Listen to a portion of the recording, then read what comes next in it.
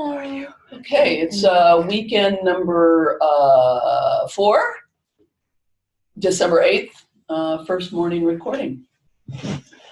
Hi there, do you need to visit the loo or anything? No. You sure? Yes. I mean, you've been driving for a while, right? Actually, I was in Hayward today. Okay. Okay. Well, hello, everybody. Thank you for regathering again for Trauma and Attachment Theory Weekend. Yay! Pat your brains. That's going to be interesting. So there. Everything's fine. We're in the present moment. There are no tigers attacking me right now. Okay, so let's just start out with checking in a little bit. How's everybody doing? Haven't heard from folks much over the last month, so I don't know much how you're all doing.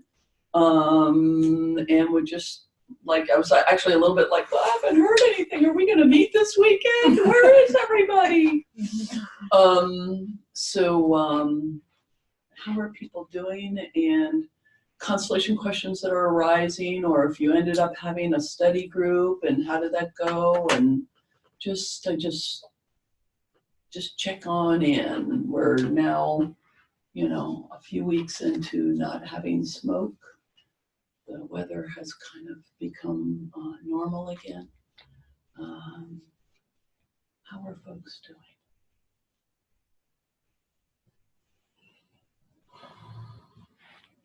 Really very tired. Very tired. Physically tired, emotionally drained. Do you have a sense of, I mean, is there something going on in your life or something? No, I think it's probably the constellations that have been working, I think. And also being worried about my kids. What are you worried about? Oh my God. What are you not worried about, is what you're saying? No. I was going to start crying, and no. I have feelings of guilt, and they pop up sometimes, and because I see what they do or what they react to, and I connect it with that feeling of guilt. Yeah. So and I've been working for a long time with this, so it's much better. I'm able to say, okay, that's the past. I can't do anything about it. I have to live with it in a way that doesn't tear me apart. But I would like to help. And this was the topic of the constellation from last weekend, right? Around you and your son, or both your children. So it's so that I think the constellation is working, and I'm doing also a practice that is helping me to move on and do stuff differently. Being able also to talk to them directly about this, but they can't hear it.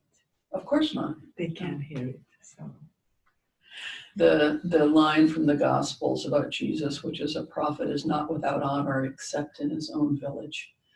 You can share your wisdom elsewhere, but in your own family, it's we've got to be a little hands off on our own family. Yeah. And headaches, you were dealing with headaches last time too. How's that? How is your head today? It's good. My head is good. No. Hot flashes are something else.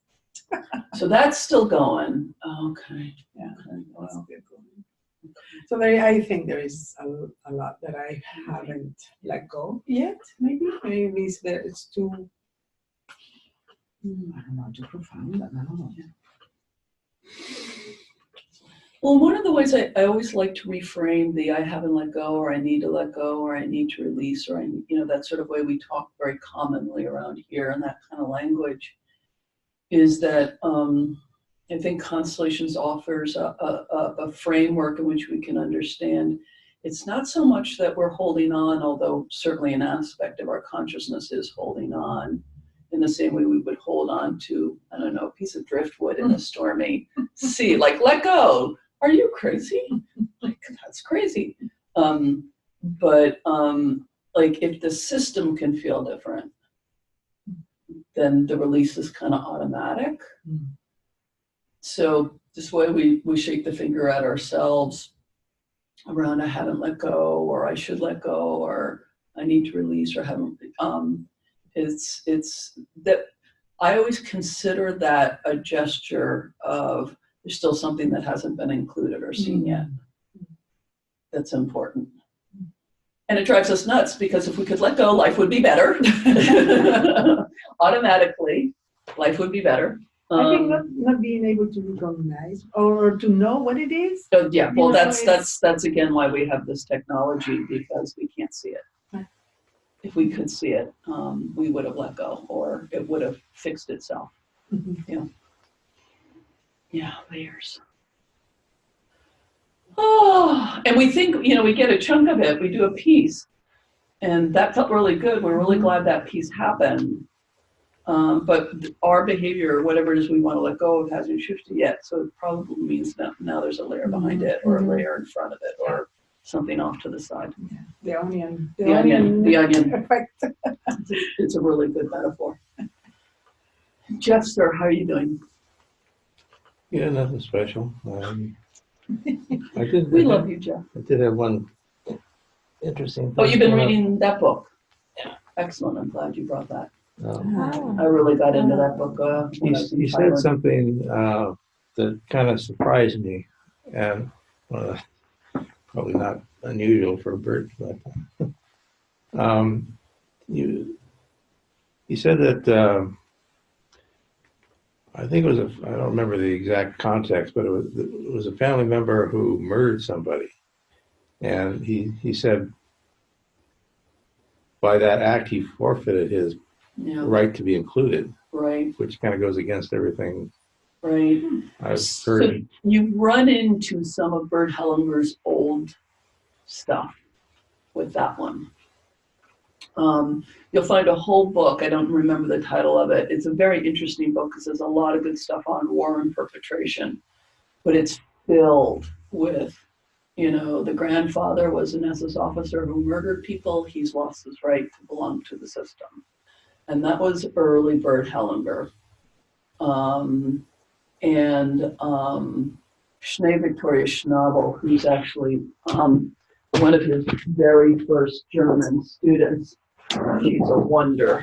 She's such a trickster. Schnee is amazing. But she, Victoria, she's German. I just sort of said when I mention people's names, I will write them down.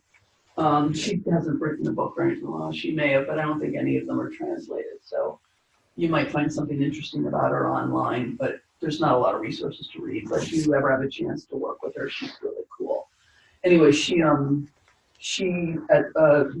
a talk at the 2015 North American Systemic Constellations Conference, in which she talked about some of the early years and their discovery that was not correct.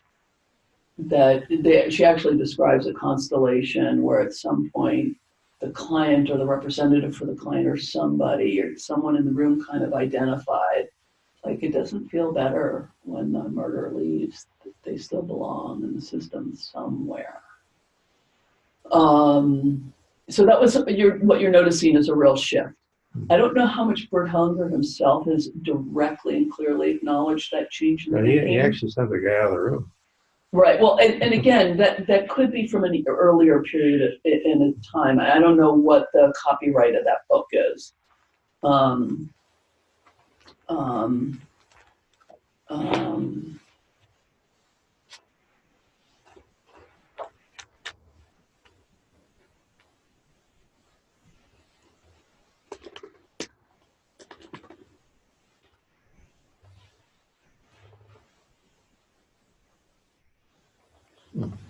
See a date.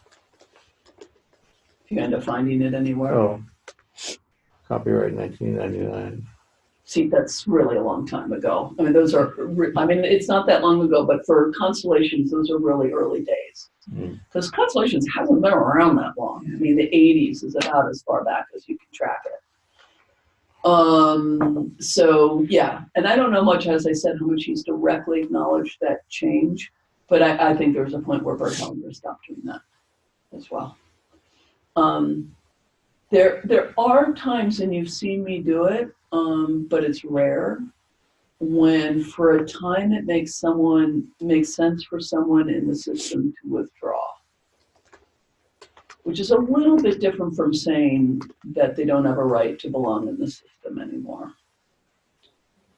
Just for something to happen for the client, you know, they might need the really dangerous father to withdraw for a while so that they can have some reconnecting with healthier parts of the family, some healing processes, and that, you know, maybe at their fourth or fifth constellation, they actually deal with the place of the father in the system again.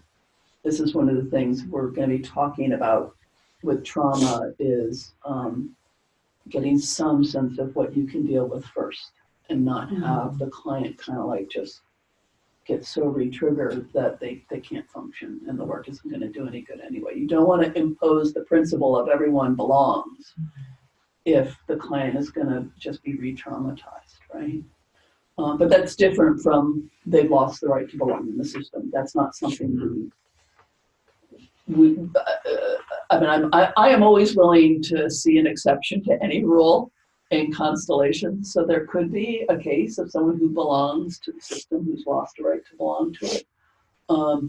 But I would consider it exceedingly rare, to the point of not even worrying about it as an option. Really, I mean, we're really all about, as you said, trying to figure out how to make sure everything and everyone can belong and be included. Does that address that? Yeah, sure. Yeah. As you read the older Bert Hellinger books, you're going to run into stuff like that. Yeah. What else? What else is going on in Jeff's life? Not too much.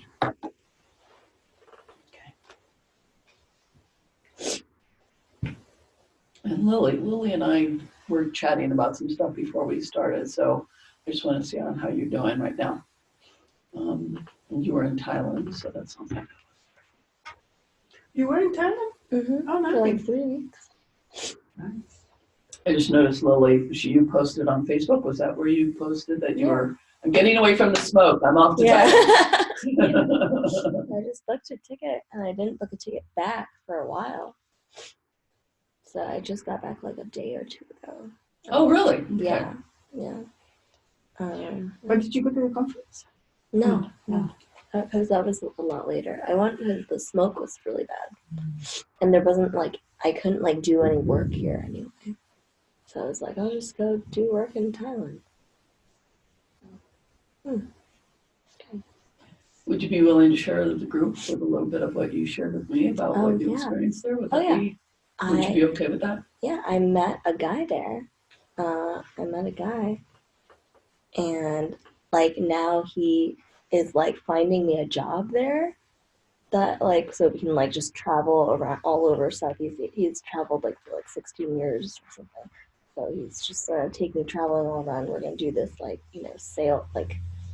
startup sales thing and go to different pharmacies.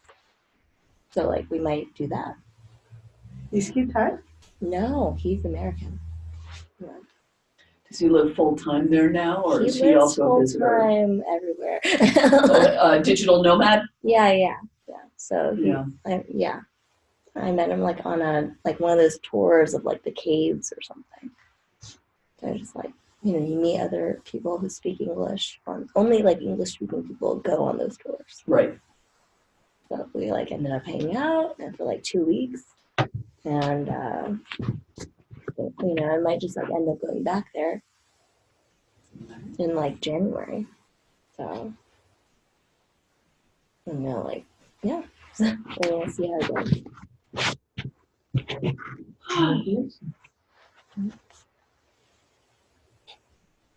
That's really cool. I'm really delighted you went off and did that for a while and made some connections that were good for you. Yeah. I'm glad you came back a couple days beforehand. You're back here. That's great. Oh, my check-in. I'm okay. I think what's been going on with me lately. I think in a lot of ways, and probably this is true for all of us, and you know, it's still the first week of December, but so many plans are being made for the holidays that I'm kind of feeling like I'm almost like moving into that sort of that pause mode you have around the holidays a little bit. My birthday's on the 12th, so that's always a bit of a deal. Oh, wow. And then it's funny, these things, how they sneak up on you, even when you're like a Constellation professional. But it only occurred to me like 2 days ago. I can think I'd be like, have been thinking about this for a few years. But it only occurred to me 2 days ago that on the 12th, I'm going to turn 55, which is the same age my mother was when she died. Which gives me a little thing, right? And so I'm just really sort of in that reflection around that. Like, well, my mother died pretty young, so, and I'm pretty healthy. So what it means to outlive your mother is kind of an interesting thing. And then making plans for getting away, and then my brother and his wife, I think I mentioned to you, with whom I've been moderately estranged over the last 10 years, have decided they're going to spend New Year's with me in Yosemite and planning for that, and both excited and a little terrified, and hoping all that goes well. And my sister, who, as I mentioned, lives in Portugal, who is, she's having a hard time. She's had some falls, and she's falling too much, and it's making me nervous. So she's aging. She's 7 years older than me, and she's having a rough older age. So, yeah, I'm so glad she's in Portugal and having the time of her life, like you going to Thailand. She's doing her version of that in Portugal. Okay. So I'm kind of in that holiday family, cold time of the year sort of thing right now. And excited to be with y'all, and sort of get back into Constellation gear with y'all. As I said, the last month they really, you know, since the Zoom meeting we had, which was lightly attended as well, to kind of have, you know, Katerina's not here. I just kind of want to acknowledge the group's a little tottery. Yeah. It just kind of is. People having other perfectly legitimate commitments and feeling unwell or, you know, traffic, and it's a small group. So when one person doesn't show up or two people don't show up, it's like, whoa. Yeah. And then that makes the whole group wonder, how viable are we? How strong are we? So I just kind of really want to acknowledge that. And there's nothing to be done about the fact that, you know, there's a month between weekends. It's like no one here would raise their hand for doing this every weekend. That would be far too intense. But it does mean that there's kind of like, there's like a big pause in between. So I want to sort of do my job of helping y'all to connect and feel like you're a group. We're going to have 3 people this afternoon who are going to join us and represent, again, if the traffic and sickness and obligations don't get in the way. And feel like, even though we're a small group, we're a connected group. So just for a moment, just notice Katerina. I think she said it's funny, you were in LA last weekend. I think she's in LA this weekend. I was not in LA. Oh, you weren't in I was in Thailand last weekend. No, the last weekend when you missed the first day. Oh, yeah. Yeah. I think Katerina is in, I think she said she was in LA. I may have missed that. I may have associated you two with each other. Mm-hmm.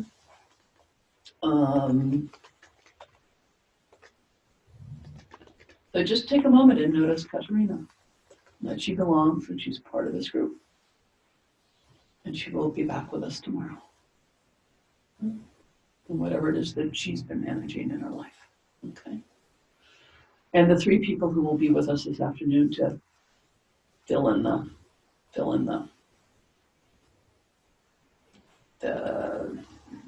group. Okay, so as I mentioned, before we do that, I forgot. So I would like us all to just take a moment and engage in a ritual a little bit together if we could.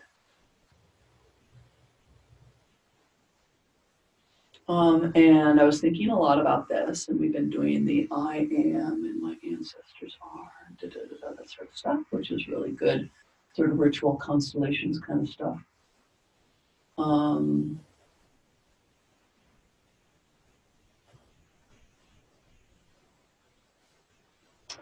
But this morning I want to do something a little more fun and a little more conversational.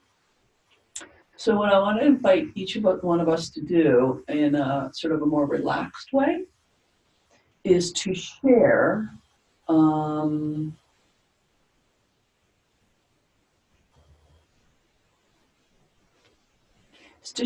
some things either personally and or ancestrally. So one of the things that's been really, I remember a constellation from a number of years ago. It was extremely beautiful for a client who was the descendant of, Holocaust Jews. And he was very much sort of a secular atheist sort of type and didn't have a lot of connection with that. But he was a concert pianist. Yeah. So by the end of it, what was coming through in the constellation was the ancestors saying to him, sing our songs, play our songs, play our ancient songs. And this shows up every once in a while. I recently had another client, I think I mentioned this, and one lineage was really remembered, the Italian part of the lineage, but another part of the lineage was really lost. They were from the Azores, speaking of Portugal.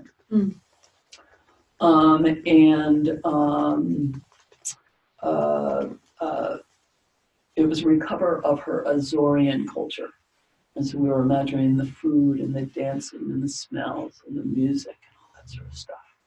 And sometimes the recovery of this stuff is very important. Now for me, if I think about that, my poor ancestors, my poor straight-laced wasp, European descended ancestors, I don't know how much dancing or good food they ate. I love you all, but you're boring.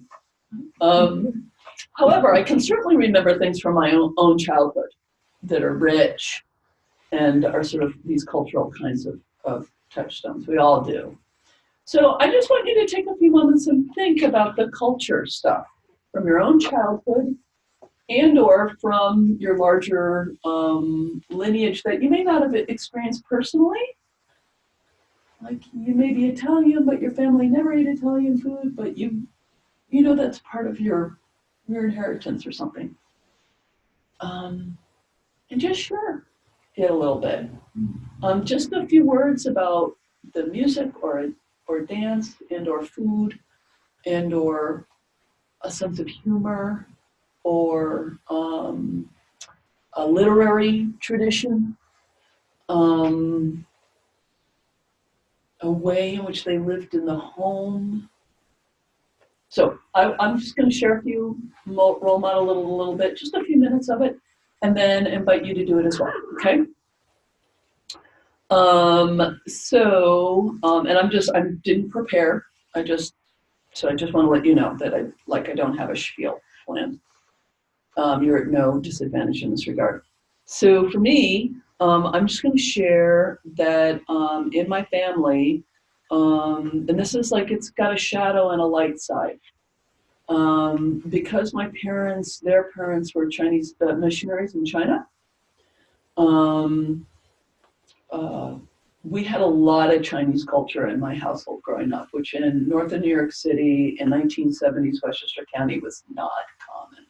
It's very unusual. I grew up, using chopsticks. At the same time, I learned to use cutlery and eating Chinese food and having Chinese art in the home.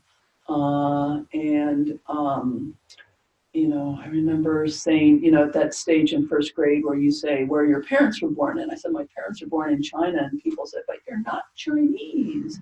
I'm like, yeah, just because you're born somewhere doesn't mean it tells you. I'm like, that isn't hard to understand. No, people are not Chinese, but they were born in China. But all of that sort of Chinese food and Chinese culture and Chinese art was a really important and wonderful part. I remember my mother making dumplings, which were called jiaozi, and eating them and fighting over them because we love them so much. And I'm going to do a party. I do a pot sticker party every December for my friends. It's a big part of my roots, and it's part of being the children of colonials. So it's got a real shadow to it. It's a bit of appropriated culture. It's part of, the artwork that I own in my own home. Did they pay full price for it? I don't know, right? So that's part of my roots. It's part of my cultural inheritance that I'm really proud of and really treasure and really care about, but which also carries a bit of a shadow.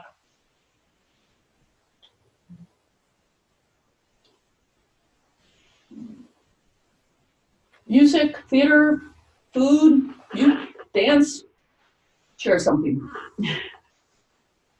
In my house, I remember when I was little, I remember on Sundays, my mom used to make empanadas. And I loved it because everybody was in a festive mood, because usually it was tense in my house. So it was nice to have that smell and just knowing that we were safe, safe in a way, because there was no drinking, my father was not drinking.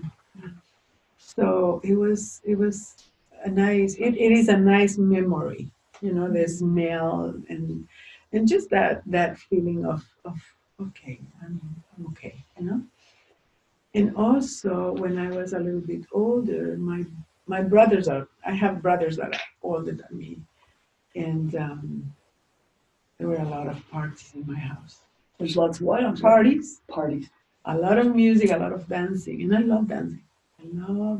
My mom, I got that from my mom. My mom used to dance a lot, and she was good, and she loved it, and that's what I think I inherited from, from actually my father was also a good dancer, but I get that's my thing that I love about my family.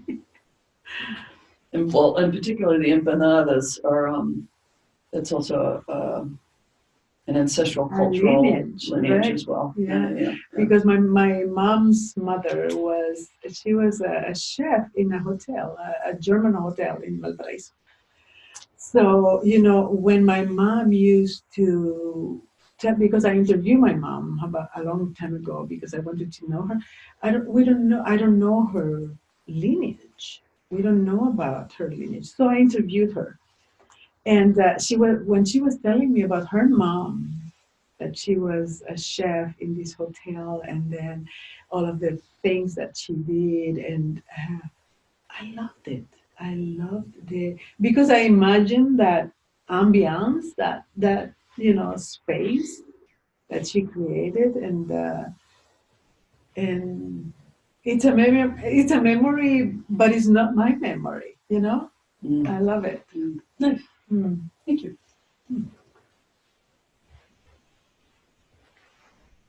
Food is so core. Yep.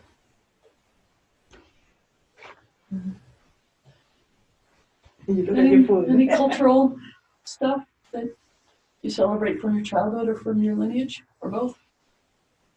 Well, my dad used to do all the cooking in the house, so we would make he would make like mapo tofu and things like that. But he would actually like make it like really good, not like what you have in like any of the restaurants.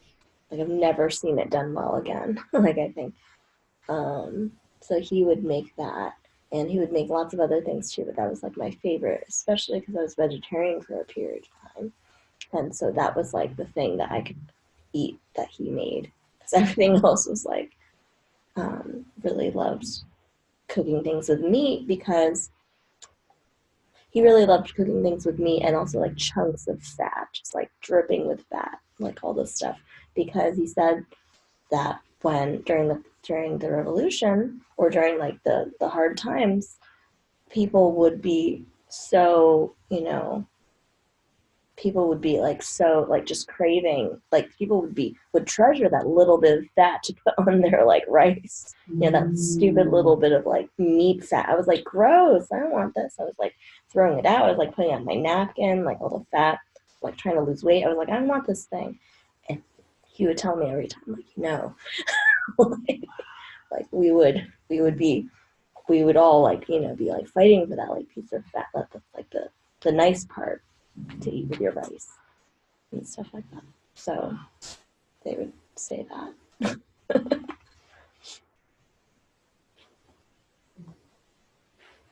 Thank you. Yeah. What a powerful lesson. And I can smell the mapo tofu. I mean, I can smell that, and it's not curry, but there's associations going on. Mm-hmm. Jeff. It's actually kind of funny when I think about it. I don't think you could find a more white bread family and environment that I grew up on. I mean, like, typical, if you looked at a 50s sitcom, that's where I lived, basically. I can't, I never even had any ethnic kind of food until I was an adult and went out and found it on my own. Most of my family lineage is German. I like Beethoven. I mean, Well, and I mean, did you have a meatloaf your mother made that was the best meatloaf ever? Or you heard Frank Sinatra on the radio growing up? yeah, I did. And it irritated the hell out of me.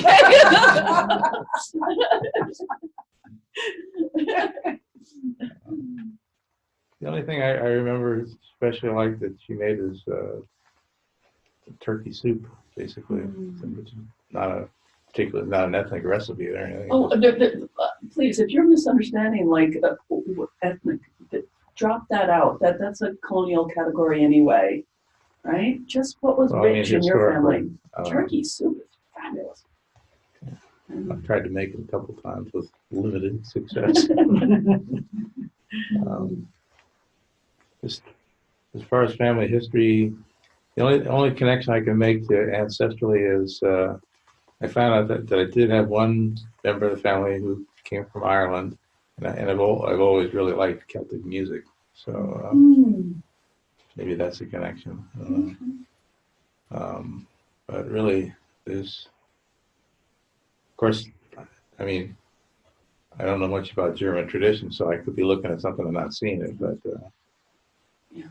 And again, please don't misunderstand that, this isn't necessarily about finding your ancestral, pagan practice of, howling at the moon on, on the solstice or whatever. Just about what's rich in your family. That's all.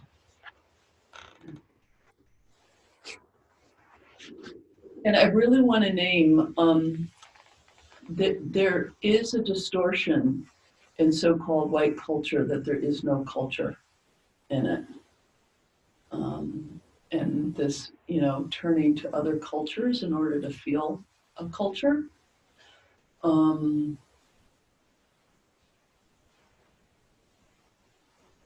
It's actually one of the ways in which white supremacy gets kind of enacted, is this myth that there is no culture there to be had. It's a funny thing. One of the African American women that I give to our Patreon page all the time, one of the things she does is she works with European American descended people to kind of recover like what's theirs and find something that actually resonates as true rather than as like phony, right? So it's worth striving for. Okay, my friends. So we're gonna leap into a lecture now, but after I pee. And if anybody else needs to pee. So brief pee break, because I need to pee.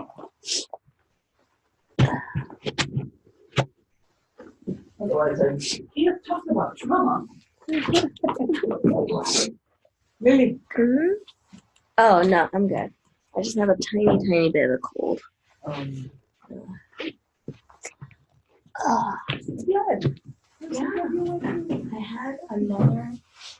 It opened up a lot of stuff, so I had another constellation with my healer after that again, working through it, and yeah, we'll see. I'm like not sure it's like the right guy, but for some reason I'm like, oh, I guess I'm gonna go to Thailand.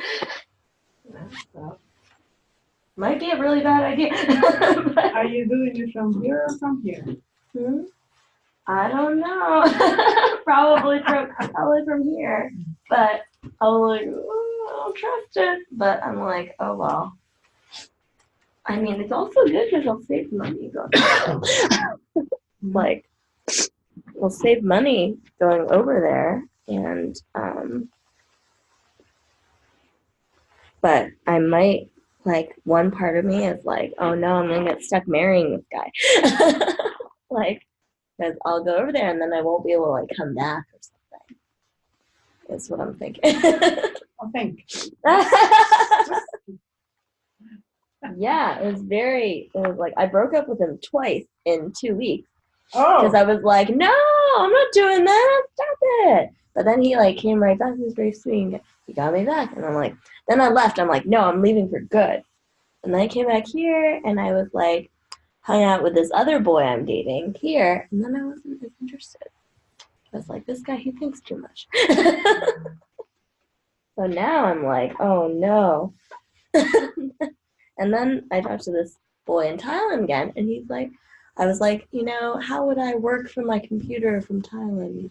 He's gonna teach me or something, because he's just living all over, making money from outside the U.S. and doing like not paying taxes and just like doing that.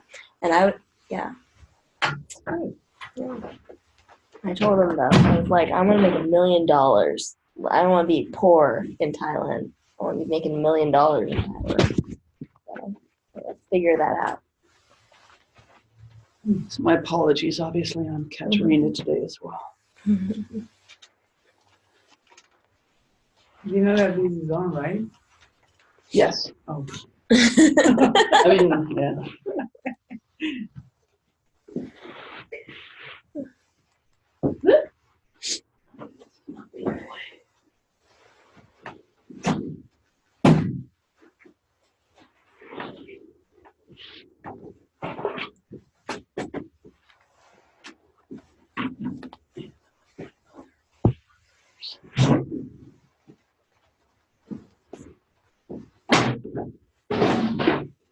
Okay. So, for some people, doing constellations work, the whole question of why looking at trauma is obvious. But for other people, there's like, I don't understand. We're doing constellations. Why is this an important topic? So I want to just say a little bit about why we're even looking at it at all. There's basically two reasons. One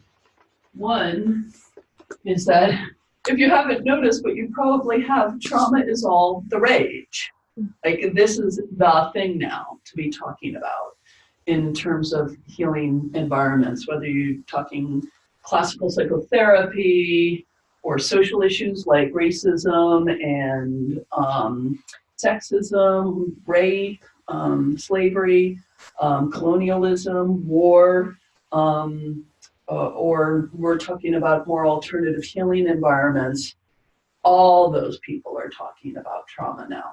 And you're going to get clients who say, I'm coming to you because I have a trauma, right? Now, whether that ends up being true or not is a different issue, but, and it usually is, I mean, if they're saying that, but that's the language they're going to be coming with, some of them, a subset of them, not all of them by any means, but a lot of them, because it's just in the culture now. So that's number one. It's just to be informed about this when you're in this kind of a setting, it's just important. The second reason, so one which just is sort of in the air, you're going to have clients who mention it.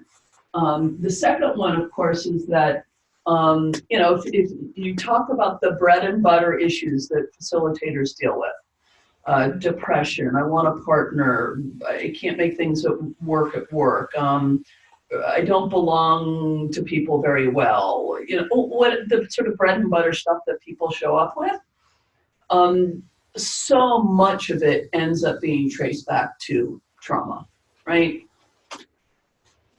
I mean, trauma really is the reason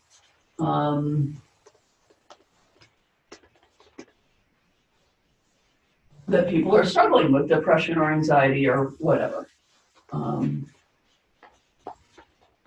And so again, because of that, you should be informed. Now, I want to say that there's two subsets of trauma, and this separation is a little contrived, but not completely contrived. Because you work with them a little bit differently in Constellation's work. One is personal. So the client comes to you and says, I was raped, I was beat up by my mother, my father died when I was 2, right? So that's their own personal experience of having a trauma, which they likely have a memory of. If it's early enough, they may not have a memory of it, but they're probably, we're actually dealing with, having they can still see the fist coming for their face, or what the funeral was like, or that sort of thing. The other type, of course, is ancestral, which is partly what makes Constellation so special, is recognizing that people can have all those bread and butter issues of depression, anxiety, can't find a partner, blah, blah, blah, blah, not because of personal trauma, but because there's an ancestral trauma, right? What we generally notice is that these two reflect each other. It's really uncommon for someone to come to you with an ancestral trauma big enough to be affecting them in the present day, but have a perfectly happy, functional, delightful, no problems childhood, right? It's just, if there's ancestral trauma, it means their parents were probably traumatized, which means that their parents probably had trouble parenting, right? So these two tend to reflect each other. This is why I'm saying to separate them out is a little contrived. The reason why it is useful, and this is where I'm gonna get more to the practicalities of dealing with this tomorrow. Today is mostly, depending upon how fast we go through the material, today's mostly gonna be about theory. Identifying whether we're looking at a personal trauma, mom beat me up, or an ancestral trauma, mom was beat up by her dad, right? will have very practical impacts upon what you decide to constellate. Okay? And the thing to remember about the personal trauma is, and this is something that Dan Booth Cohen has said, why he often works, with the grandparents or further back to begin with clients, is because when we're dealing about the personal, we're actually talking about memories generally. So even if you right now were to sit down and be interviewed by one of your other classmates, about traumas personally and ancestrally, you would probably tell the personal stories with more emotional, feeling. Just because you have the memories, you have the neurology that was formed by the personal experience, as opposed to the ancestral, which it is not uncommon for people to tell those stories with less emotional content. Yeah, my parents were slaves. My great-grandparents were slaves, right? That kind of thing. So this is really going to affect what you're going to be doing with clients, okay? And I'm going to talk more about that. But this is why we make the distinction. So what is a trauma? What is it?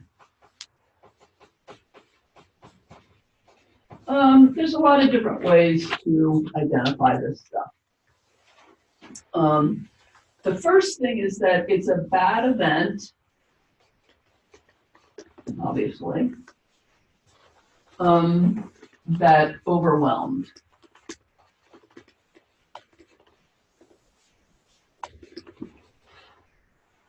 That the system, the individual, the system, was unable to integrate at the time.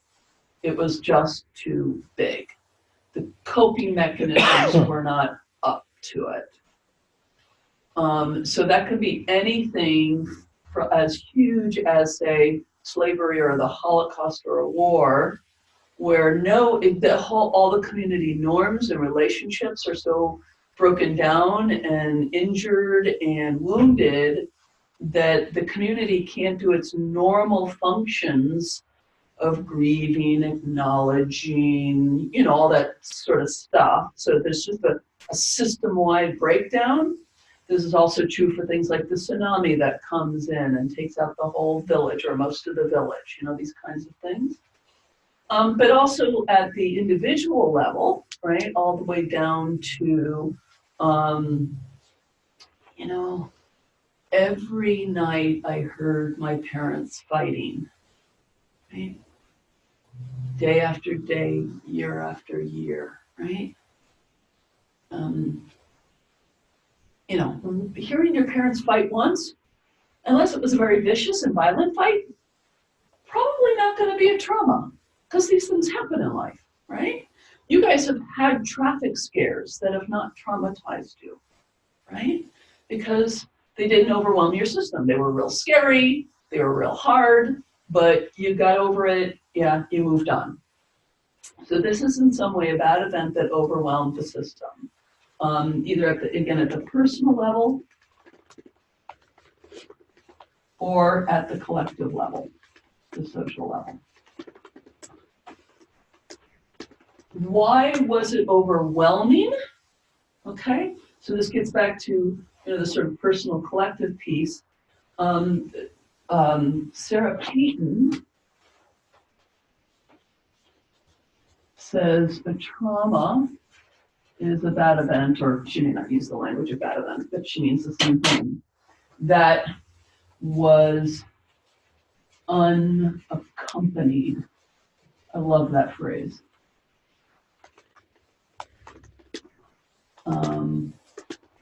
So the notion that, an event, like if someone important dies in the family, and someone can kind of sit down with a child and talk about it and hear their grief and They can go to the funeral and they can say their goodbyes, and there's a structure of ritual that the child is included in, and all that stuff is acknowledged, right?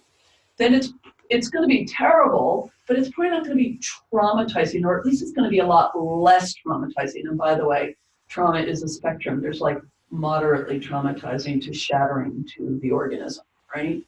You know, people literally can go crazy from these kinds of events, right? But being unaccompanied, you know, like the Me Too movement, so much of it is about women who experience rape or sexual harassment, and it can't be seen, it can't be acknowledged, it has to be dismissed or whatever. And it's that sense of not having it witnessed or accompanied or seen that makes it so, I mean, it would be hard without it, but it makes it so much worse, right? So there's something about this community piece, whether we're talking about mom and dad being able to support the child in the experience, or the larger collective and its ability to grieve and mourn and acknowledge sort of stuff, that raises the stakes on whether something is traumatic or not. Which leads, I'm getting a million names here, Angwin, and she does have an interesting book, something like Trauma and Fractals or something like that, to make the claim that I agree with fundamentally, which is that all trauma is essentially social. The notion of a personal trauma that's not connected to the fact that the person wasn't accompanied properly in relationship means that it's always got a social aspect. Which means that whether it's a personal or a collective trauma, they're both always constellatable, right? So let's say you go to Thailand, you go to one of those beaches and you get caught in the surf and you almost drown, but you don't. Okay. That's about kind of as personal as you can get. You know, it's just you and the ocean, right? However, you come back from this experience and you want to tell your friends, or you want to get support, or it really scared you, and all your friends said, oh, well, you made it, you're fine, no big deal. Or you call your parents and you say, Mom, I almost drowned. Oh, let me tell you about how my book club went today, right? Okay. So there's your personal trauma is always lodged in a social network, always. Yeah. If you went back to your friends and they were like, oh my God, tell us the story. What happened? Yeah. And your mom said, oh my God, are you all right? Tell me about it. What happened, right? Then you probably don't have a trauma on your hands, right? Or if you do, it's so much less. There's so much less, okay? So there's always something to constellate. You know, if it's a rape, it's you and the rapist and the culture of rape, and you know, whether your therapist understood you or whether you didn't tell anybody, or the police you didn't go to because you were afraid of, you know, what would happen, you know, all that stuff. There are always other elements, right? So that means, again, that trauma is always constellatable. Now, generally speaking, what I want to say, and this is really important at the level of practice, when clients come to me and say, I've got this trauma and I want to have a constellation to deal with the trauma. Obviously, I do this all in rapport, but really what I want to do with somebody is say, awesome, thank you. And if this goes well, what would be different in the present day if we did this constellation? Yeah? 9 times out of 10, they can say something like, you know, I've not been able to sleep since that event. Or I think the fact that I can't find a partner is related to these things that happened to me in childhood. Or, I can't earn money and I think it's related to this. Then what I want to do, we're going to focus on the thing they want on the present moment. We're not actually constellating the trauma. And the reason for this is really, really important. And I mentioned this some last weekend. People come with a story about X being a trauma. And what accounts, so there's the scientific kind of definition of what a trauma is. And then there are narratives. There's cultural narratives around what constitutes a trauma and what doesn't, right? So for instance, in this culture, again, with the Me Too movement, we are discovering this whole sort of sexual harassment in the workplace thing as a trauma. That's new, right? Before like 10 years ago, you would be hard pressed to find a place in this culture where we could like name that as traumatizing, right? Vice versa, there are some other things, and this is what I mentioned last weekend, around childhood incest, where there's a whole lot of you must be traumatized as a result of that sort of stuff in the culture. And with the client that I had, who was the young man, and we ended up discovering that the immigration was actually the bigger trauma for him than this one incidence of a cousin once being sexually inappropriate with him when he was like 12. He had the story that was the cause of all of his problems, right? Because it had this one, because it's sex, right, in our culture, right? Whereas it turned out that the immigration stuff, which we dismiss as very traumatizing, as potentially very traumatizing in this culture, right? And that actually ended up being the thing that was more important for him. So I resist constellating a trauma. What I end up helping the client do is ask, what do we want present to look at and have different in the present moment? And then I say, okay, now that rape you talked about, we're going to look at it in service to this thing you want different in the present moment, right? Or that thing in your family that you were talking about. Does that make sense to everybody? Kind of. It's a little. It's a little difficult to understand for me. Which part? If we constellate the trauma, what will be the difference? Is that what you said? Right now in your life, what will? Yeah. So, I mean, even an answer as simple as I wouldn't be thinking about it all the time, and now I can't stop thinking about it. That's something I want different in the present moment. You know, even here's one way to sort of model people's resilience is even the worst stuff, I'm not going to assume you were traumatized by until, we know something's a trauma by the effect it has on us, not by what the event was itself. Because a lot of people will have gone through, two people go through the exact same thing, and one person's traumatized by it and another person isn't. Why not? Probably has something to do with this stuff, right?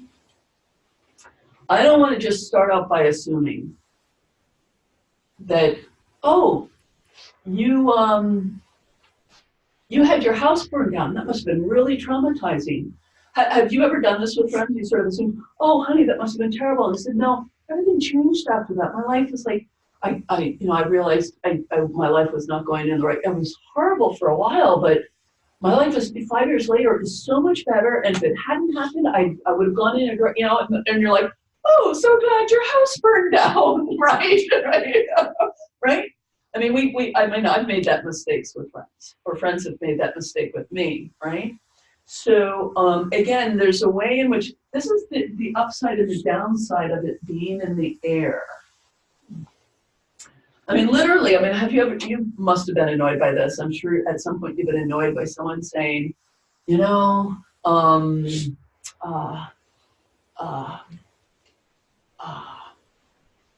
I had to take a detour to work this morning and I was 20 minutes late. It was traumatizing. And you're like, okay, no. No. Right? There's a way in which this is becoming a bit of a catch-all that underpowers people and places people in the role of victims of their lives. You know? And we don't want to dismiss it either, right? So we're always looking for that balance. And I'm going to say a little bit more about that later. Okay, so I'm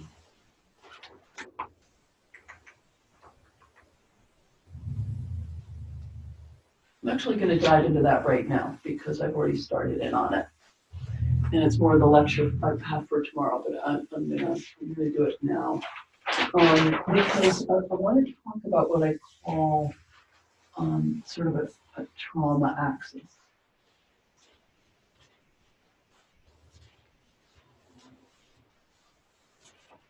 Okay.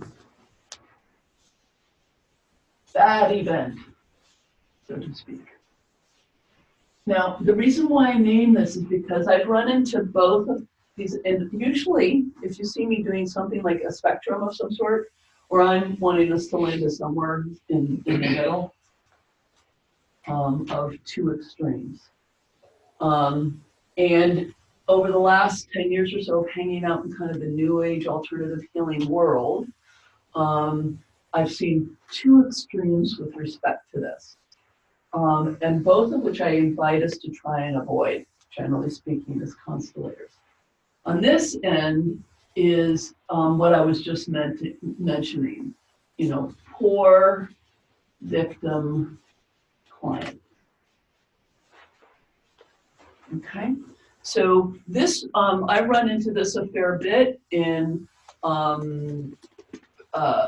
conferences and workshops on trauma, in which they're constantly reminding you, be careful, don't re-traumatize the client, you have to be extremely careful, they're very delicate, they're very fragile.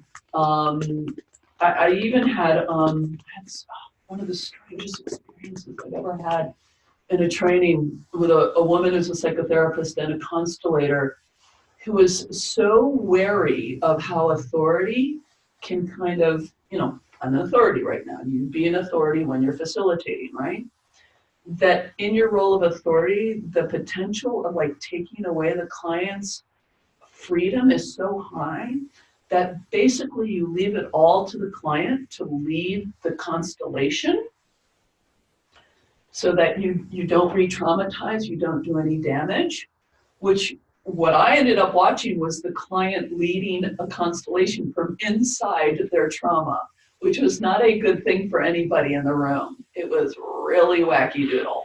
And the facilitator just kind of sat back and I thought, no, that's your job to keep the container and come as the professional to help this unfold safely for everybody. That's not the client's job, right there, right?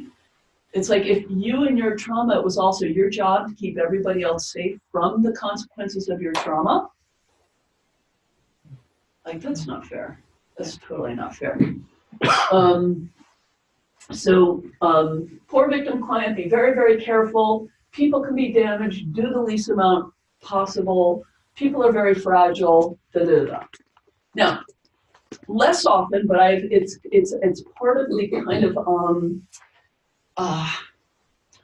let people be responsible for themselves, don't take away their agency sort of thing, is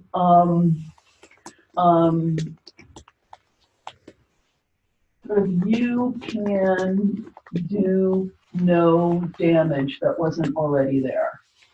You as in the facilitator. Okay? Yeah. So this was something on the first weekend at NLP Marin or maybe the second weekend.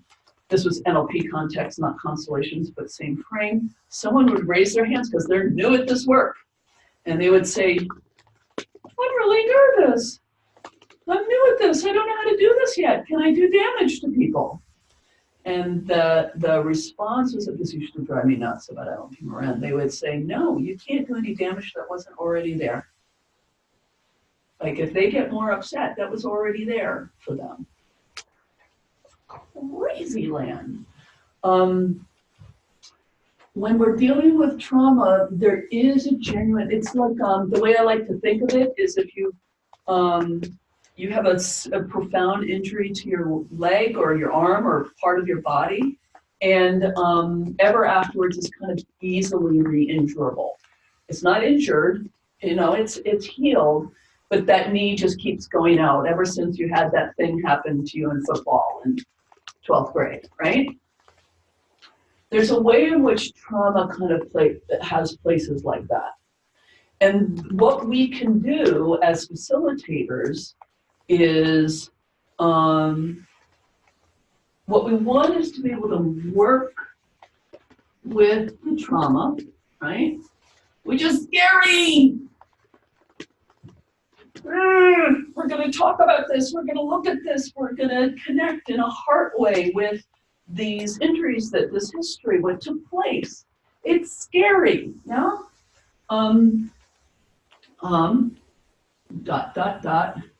In a safe, whoops, I'm gonna put enough way, okay? So this end lets us work with the trauma at all, and this end it makes us a bit responsible for how we're doing it. Right?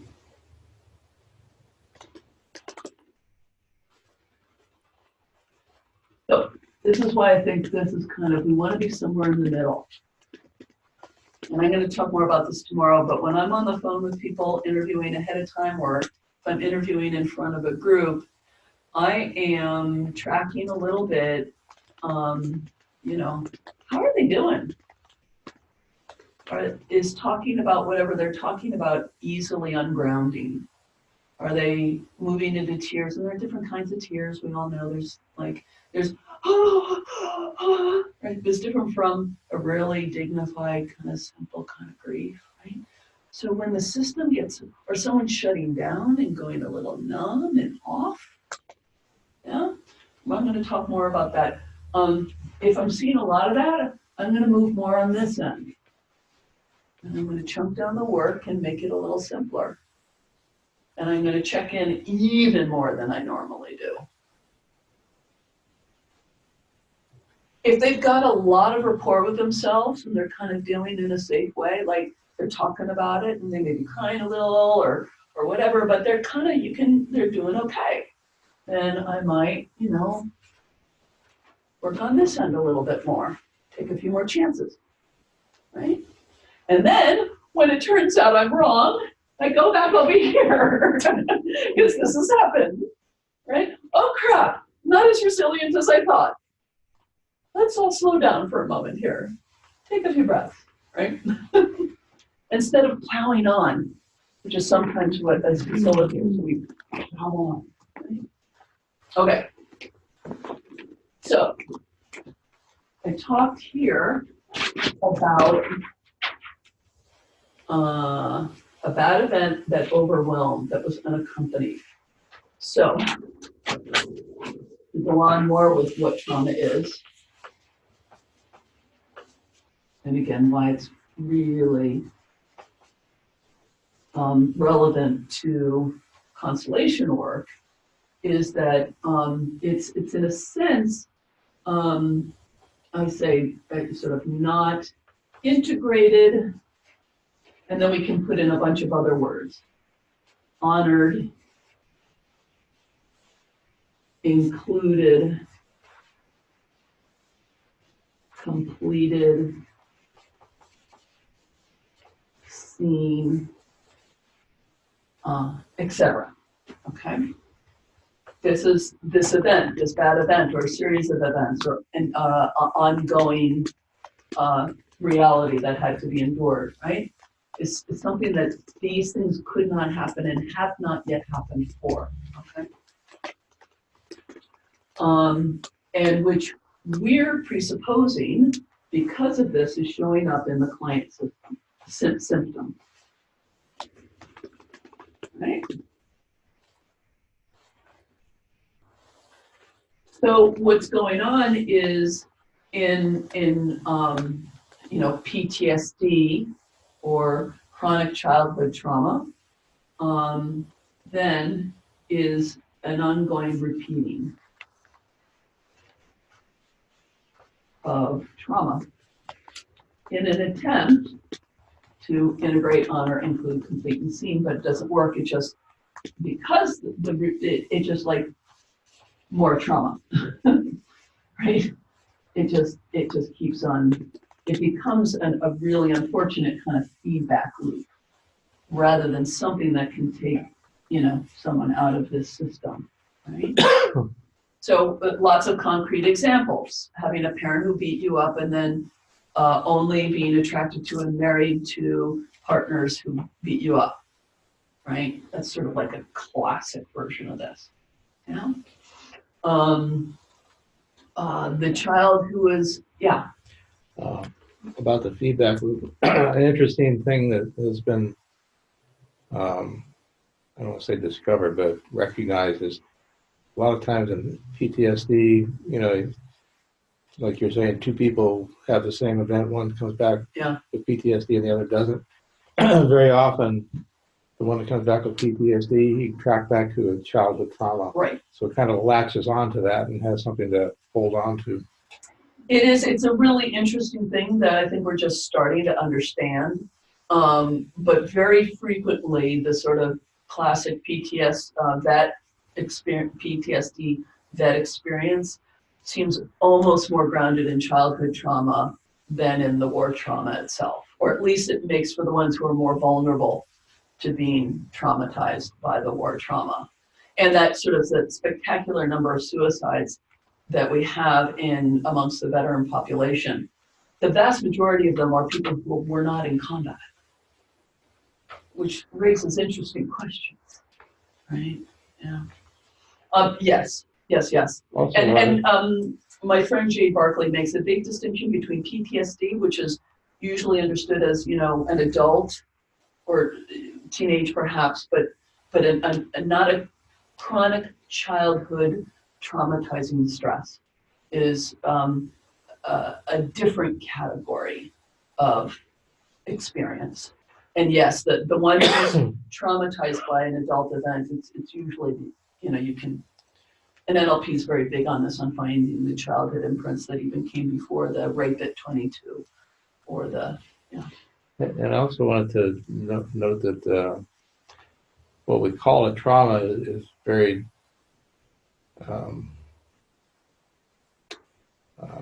what's the word I want? It's very personal to that person, and it seems to be more about the meaning they assign to whatever happened than anything else. Right. I mean, I've known people. I had a good friend who's had a horrible childhood. His father, repeatedly did things that could have killed him, and he interpreted that obviously as, oh, my father doesn't love me. He tried to kill me all these times. Personally, I don't think that was the father's intent, but it was happened. That's the way it happened, and he had a certain emotional reaction, obviously. Right. But then another person who had almost a similar emotional reaction was, well, my father didn't pay enough attention to me when I wanted him to, or something like that. So they both kind of had a similar reflection of that, and assigned a similar meaning to it. Yeah, and that's why, again, I don't have it up here, but I was saying that what is a trauma is very culturally as well as personally related, right? There are things that in some culture will be considered a trauma, and in others would not be considered a trauma. And also what feels like a trauma in a system changes over time. On the other hand, we don't want to get too lackadaisical about this, because there are things that cultures can define as like normal that the individuals are still experiencing as traumatizing. So it's a tricky area, but yes, we can add in here bad event that overwhelmed, that was unaccompanied. We might that got a stuck meaning. This is where NLP can be really lovely and useful, is updating, changing meanings of childhood imprint experiences. For instance, one big, and Constellation is this big in this now as well, like, what's the difference between having ancestors who were victims of slavery versus having ancestors who survived slavery? Right? They land really differently in your body, right? And that's a big thing that we do in constellations, is we honor and acknowledge all the suffering and the loss and all that stuff, and then we can turn to the client and just, can you just notice that these ones survived? And all of a sudden they stand up straighter and they can look at their ancestors and go, I had strong ancestors. And something really changes for them. So, you know, all of these are about trying to get meanings that give us more life. Yeah. I ran across something in the class. It was the 4 elements that create trauma. And I can remember the acronym, but I can't remember them all. If you want to look it up and let us know during the break or lunch. Yeah, well, I don't have any way to do that. Oh, It was UDON. It was unexpected. The event was unexpected. I can't remember what D stands for. It was overwhelming, and there's no coping mechanism. But I don't remember what D means. D probably has something to do with, I don't know what the word would be, but with this isolating, not connected with others thing. Right, probably. Because that neurological limbic resonance thing is really, really an important part of something being traumatizing or not. I don't know where the D would come from, but yeah. So and this is what your clients again come to you with, are these repetitions. I don't want to be depressed anymore. I don't want to be alone anymore, right? And the constellation is going to do this stuff, right?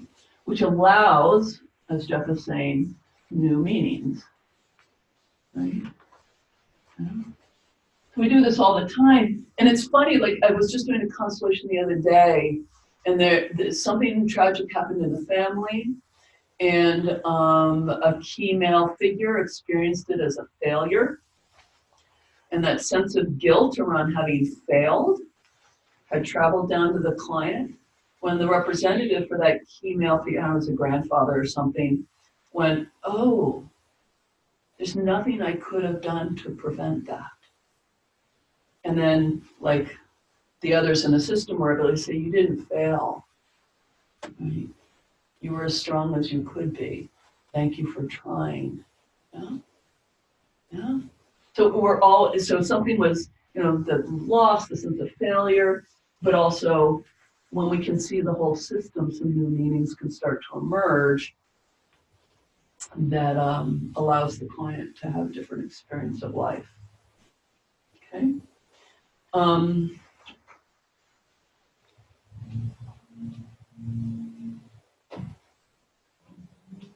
The other thing is that the meaning, so this repeating of the trauma leads not so much at the conscious level, but at the neurological level, that the event, the bad event in the past, is now and has to be dealt with at the organism level in the moment. Right? So in that instance, the failure and the guilt of the grandfather is something that the client is feeling.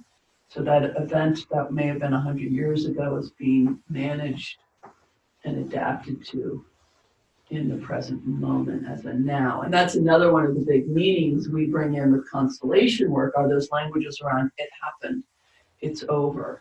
Remember, this was one of these moments, it was just, So as I mentioned before, next weekend we're going to do more Bert Hellinger style constellations, but as I think I mentioned, he does these very pared down, not a lot going on constellations, and they're very powerful because he's a shaman.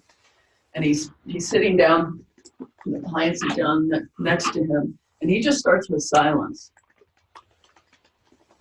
because he's tuning in, he's stepping in, he's having all of these perceptions that all of us may someday have access to. I mean, he's just like at a whole nother level, right? Just tuning into the client, and he's, I mean, 800 people in a conference, in a ballroom, watching us up on the stage. And then finally, in his halting German, he turns to the man and he says, "It's over." And I'm telling you, 800 people just started to cry. I don't even know what was over. I don't know if the client knew what was over. I mean, the client may have been ready to tell a story about, I can't find the boyfriend or something, right? We don't know what he was about to say. But he started to cry. I started to cry. The client looked at Bert Hellinger, said thank you, and got up and walked off the stage. Now, we can't do that. That was like powerful, but you can see the power of that updated meaning of it's over and how incredible it can be. And there's the release. The client just immediately, the whole system got the memo. Oh, whatever the it is, it's over. Let's do something different. You know, right? Does he still do any work? He's very old. Hmm. That was in 2015, and he was already very old. He and Sophie, his wife, did it together. And he was pretty with it. But even before that, there had been times when he'd shown up there had been conference where he was supposed to show up and he wouldn't, or or other people would say, "This is itchy, we have to take this necklace off." He would show up but kind of not function a whole lot. So I think I got lucky in 2015. As it was, they were kind of organically divvying up the constellations 50-50. So he was probably doing 45% of them, and she was doing about 55% That's his of wife them. or his daughter? Wife. Oh. Yeah, much younger woman. Oh. Although I think still older than anyone in this room. Does he have a daughter? No, he's never had children. It was an extremely late life marriage. Sort of classic. She was a student and they fell in love. And is that okay? yes, it's okay.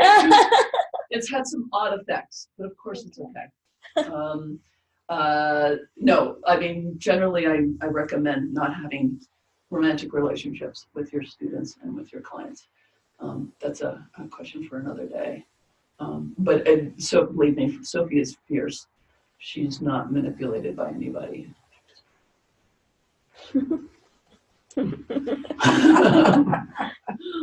She's fierce. And now that it's 3-4 years later, I don't know. If you signed up for an event with him, just be ready to be okay with the possibility he's not going to participate or be there. You just have to really be ready to be okay with that. And then really grateful if he does some work. But it would be in where? Germany? I think he had a big shtick in Mexico last year. Yeah, I received something. I think it was last summer. I mean, he's got a real Mexico gig, and they go back usually annually. But at some point, it's got to stop. He's like 92 now. Wow. Yeah, and he's extremely frail. Even on the stage, he's got a cane. People are standing close to make sure that he's okay. He doesn't get up when he facilitates at all. He stays in the chair. But as if you just see that, I recommend, if you can see him and see his work before he dies, I do recommend it. I can't guarantee that that's what you'll get if you put your money down. So at any rate, new meanings.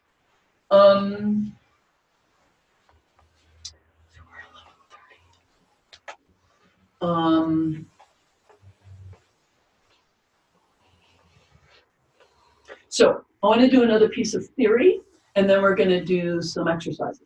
Okay? Anyone need to pee? Everyone good? Okay. Okay, so connected to this, it feels a little bit like a separate topic, but it isn't.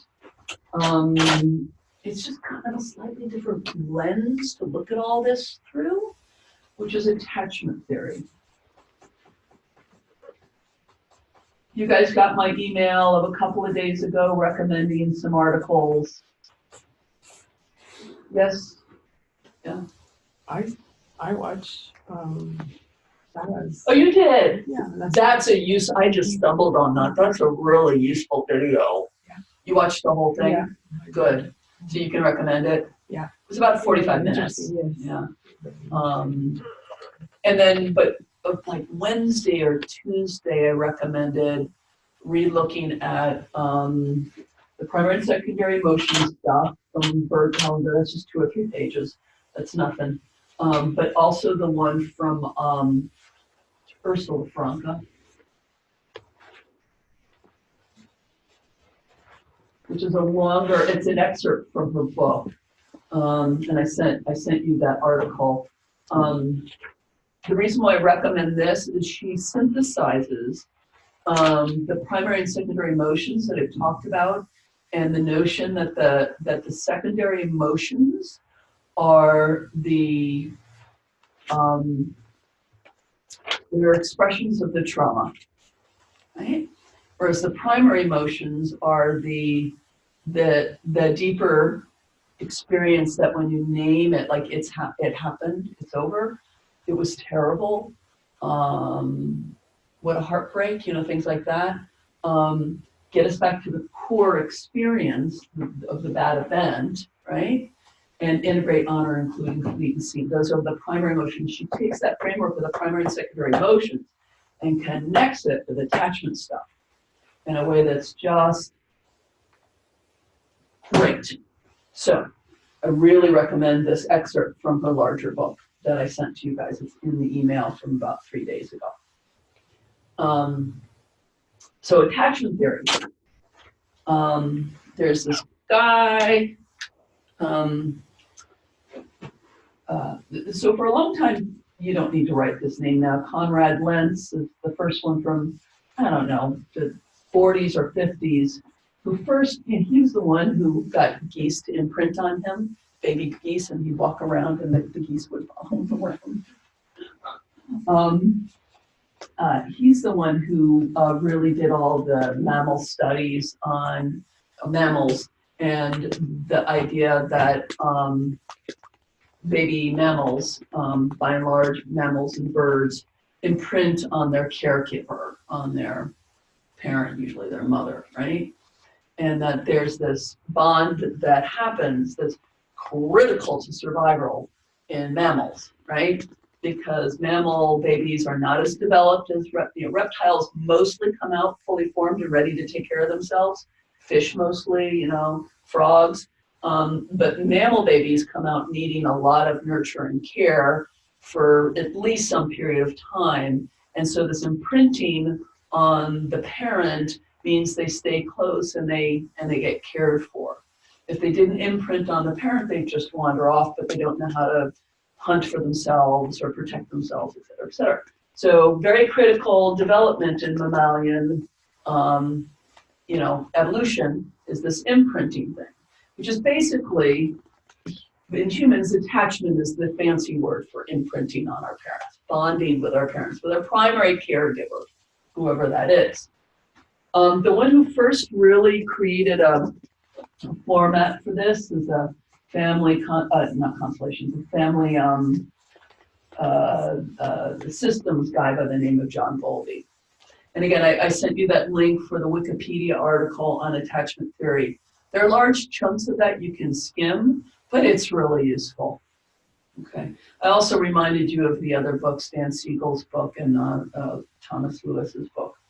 But basically what happened is that over the last 30 or 40 years, what they've done is that they've brought mothers and children into research labs and watch their interactions. And particularly babies, infants, is what they're really been interested in, you know, from 0 to, you know, a year or so. Like, there's one I think called the novel situation experiment or something like that. You know, how does a baby deal with a novel situation, like mom getting up and walking out of the room and then coming back in, or a sudden startle, or things like that. And from this, the thing about attachment theory is that, yes, it's a theory, but it's based on a lot of research. So it's really based on a lot of observational stuff around how children develop secure attachments with their caregivers and what interrupts or makes that hard for children to do. And how they become, as they mature and develop, how they learn to be able to be resilient around surprises, mom leaving the room for a little bit, you know, sudden noises and stuff like that. And the children who have a really hard time with those things, right? Particularly as they develop and grow. Yeah.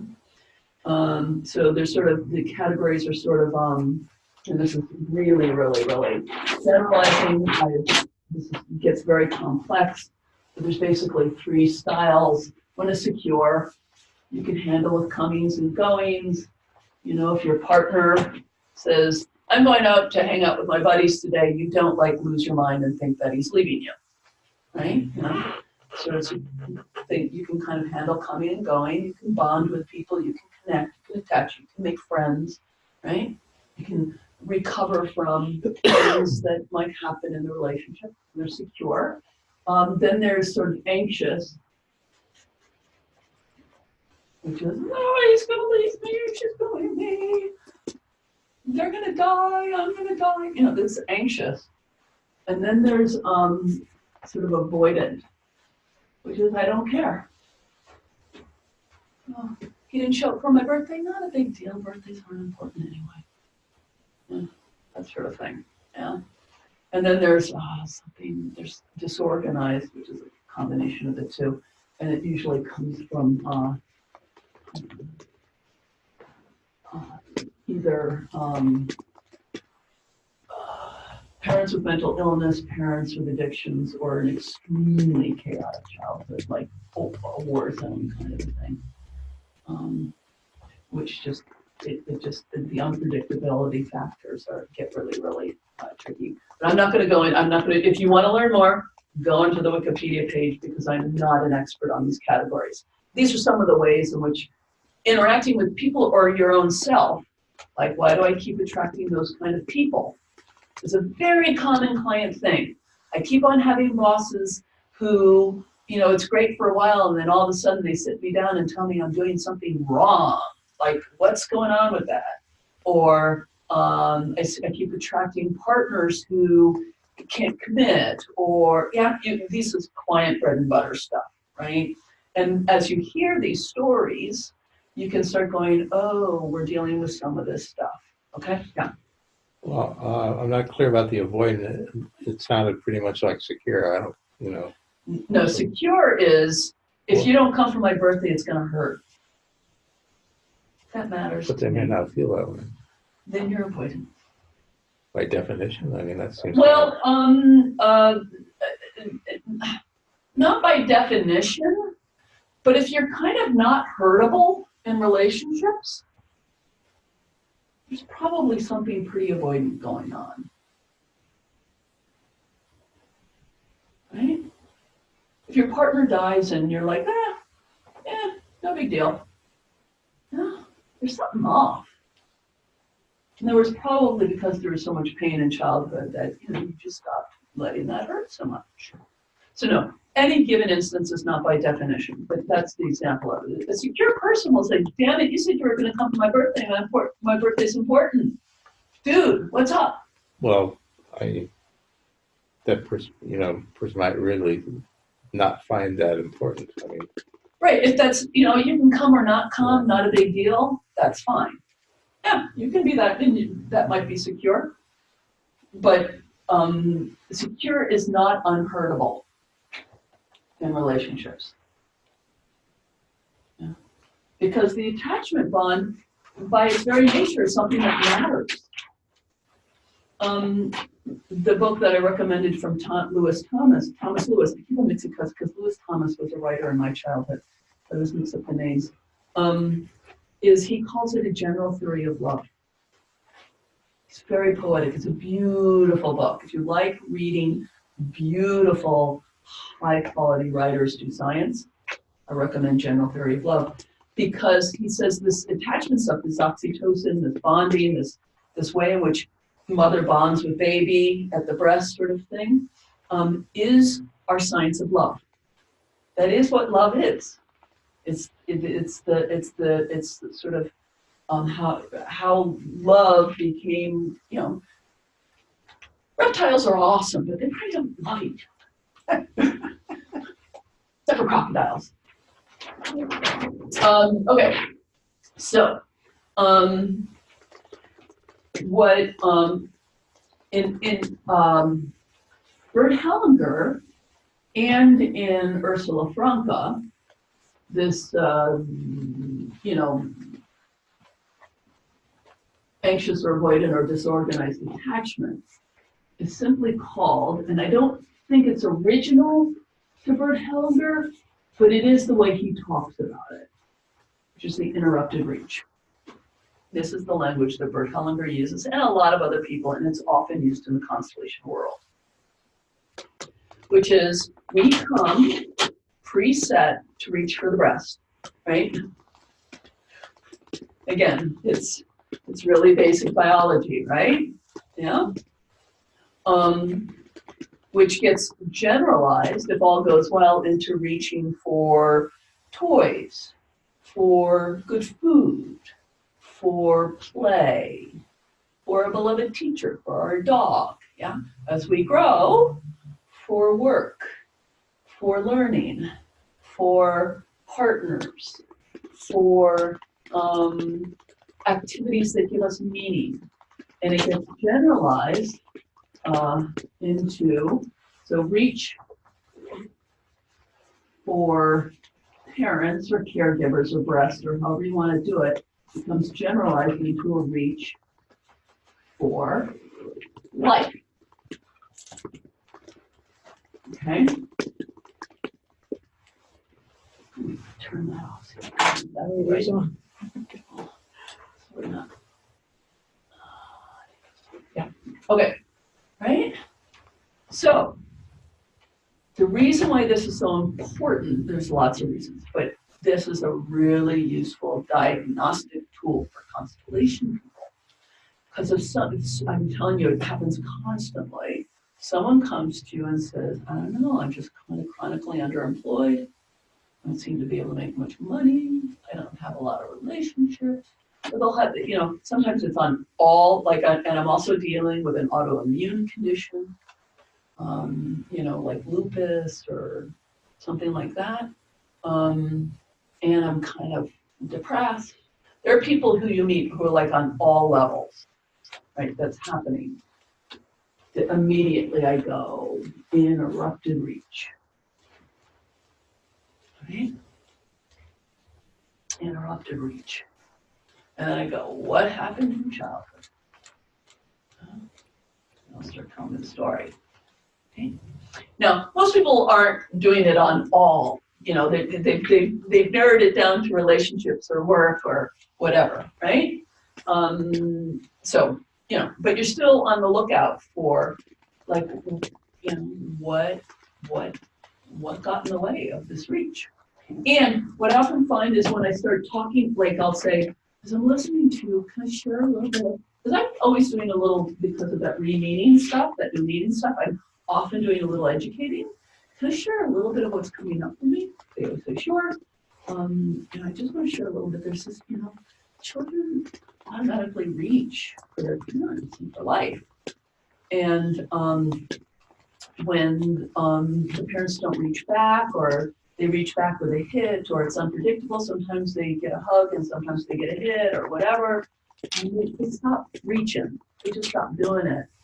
And, I'm I was sort of thinking about this as I'm listening to you talk about the chronic problems you've had with work and money. Does that land for you? And they'll go, oh my God, yes.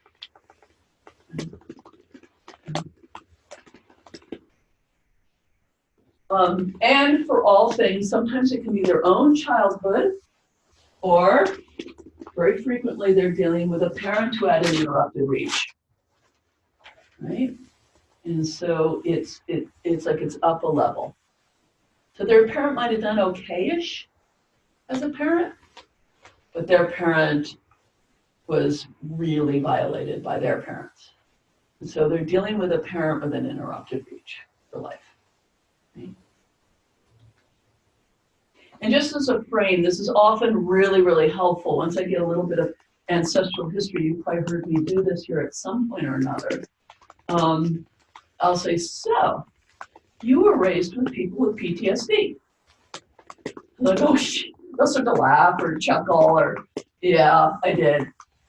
Which is already going to be a shift out of their childhood self, who is just upset that their parents didn't parent the way they needed and wanted, into an adult self who can have some compassion for the fact that their parents are dealing with the same thing they're dealing.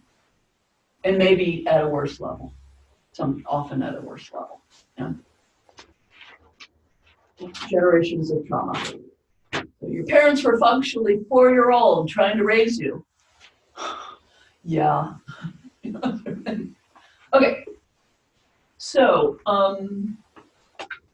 this is why you see a lot of constellations going on about reaching for parents, having parents reach for the children, leaning against parents and ancestors, getting parents to reach for and lean against ancestors. This is ritualized in a lot of the really, really basic movements. Yeah. One of the things you've heard me say, which is to be big in life, right? Reach for life. You need to be small in your family. That's all we're talking about here. If it's hard for us to lean against or reach for our family systems, it's very hard to reach for anything else, right? So the reach for the parents is the being small in our families bit, and the reach for life is the being big in our life bit. Right? So reaching for the parents, small in the family, reach for life, big in life. Because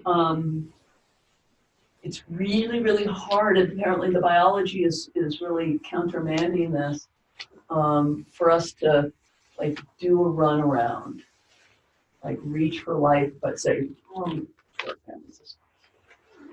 We're doing this to our family system. It's hard. We try. We really, really like earn for the family system and then try and reach this other thing we want. We just find it's a packaged deal at the level of the soul, at the level of the biology. If we could figure out some way to do reach for life without reach for ancestors and parents, then we would have figured it out. And we'll know, Silicon Valley is filled with people who've made tons of money, right? There's a way in which making a whole lot of money is not necessarily much evidence that the reach for life is being very successful.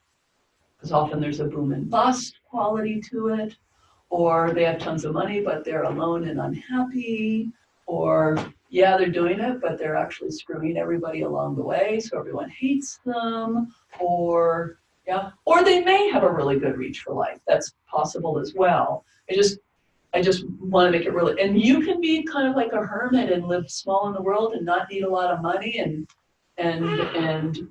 want to live simply on the earth and not have much impact and not make much money and still have a great reach for life. That's just the value, those are sets of value choices, right? But if you're chronically wanting something around, say, money and not having it, then we're going to ask the question, right? So I just invite you, we don't want our clients or us thinking, oh, those rich people, they must have a great reach for life. Just having money is not itself the measure of this. Yeah. Or I remember years ago, just if you thought, oh, those people who are in relationships and they have what I don't have, and then you see them like getting divorces and, being really mean to each other and realizing, it doesn't fix everything to be in relation. There's actually being in bad relationships, right? So there's always this way in which so it's really the quality of it and how good it feels to us to be in it. Now, one last practical thing I just want to say here.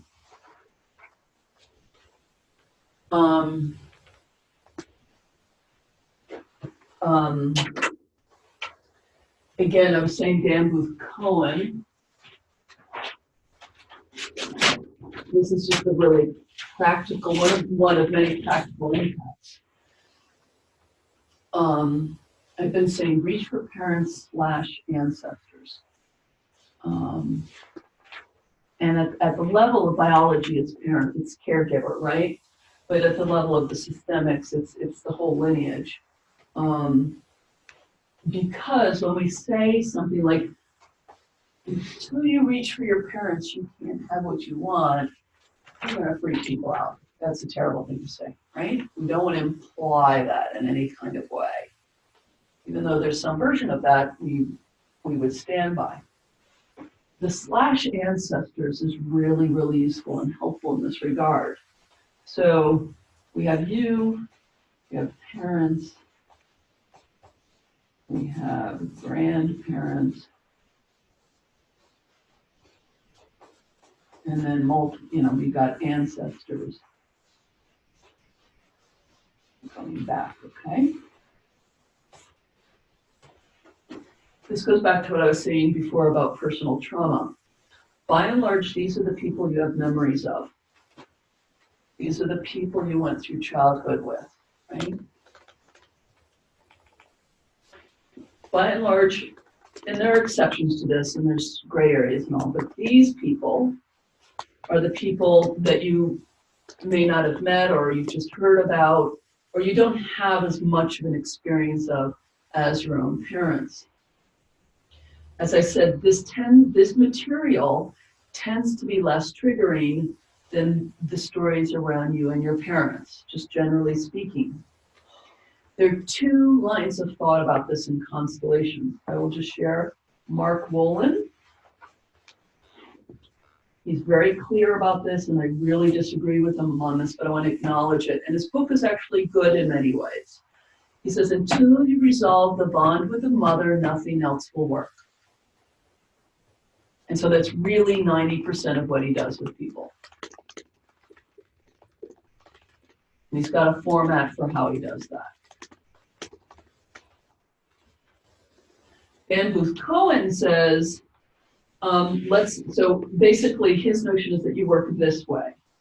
You address things with your parents and then you keep going. Dan Booth Cohen says, no. His work this way. Let's do the easier stuff. And I'm going to put that in quotations marks because it's still hard. Right? But the stuff that's not as triggering to the client, here's the advantage to this. And you've seen it a million times in constellations. This is why people do this and why you see me do. Very frequently you'll see the representative for the client like standing around for an hour in the constellation waiting to be paid attention to. Last weekend, they actually got a little cranky about it, right? This is why sometimes I won't even put a representative for the client in the beginning. I'll put these in, right? So that the client doesn't see themselves being ignored for a while. The reason being is if we can resolve the trauma here at this level, then the parents can start to feel better. right? We can start to restore some of the interrupted reach between the parents and the grandparents. And the client can watch that happening. And as that happens, as the parents get their parents and their ancestors back, right? And they assent to this connection, and it looks good, the parent gets less frightening for the client's system. Yeah. Less unsafe, more safe. And then there's more of a possibility we can go to the last level. But if we don't address let's say the parents abuse the client, the child, they feel unsafe to the child, that's why they're not reaching, right? Right? If we just work in this space, we've made a lot harder work for us as Constellation facilitators, figuring out how to make that better. But if we can figure out how to make this better, then this is probably going to feel better and the client's going to be able to move towards this more easily. Yeah? Sometimes you have to chunk it down, like this is the first constellation, and this is the second constellation, and this is the third constellation. Right? Sometimes you'll see, like we won't even include the parents, or the parents will kind of be on the sidelines, and we'll just get the client reconnected up with this level and feeling really good at this level. And then for another day, we'll do the parents. Yeah. The error that arises, because we know that the reach for the parents, the leaning on the parents is a really good thing, and what they're needing in their life is to push people. And there's this one of the shadows in constellation work. I have people coming to me and saying, I had a constellation and this is what happened, and it felt really bad, of being forced, feeling like they were forced. Maybe they weren't forced, but it felt like forced to bow to their parents or to lean on their parents, and their parents were still feeling really unsafe. Right?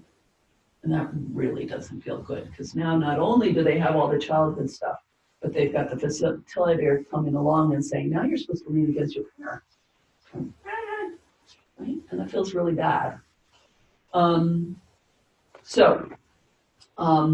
Working this way.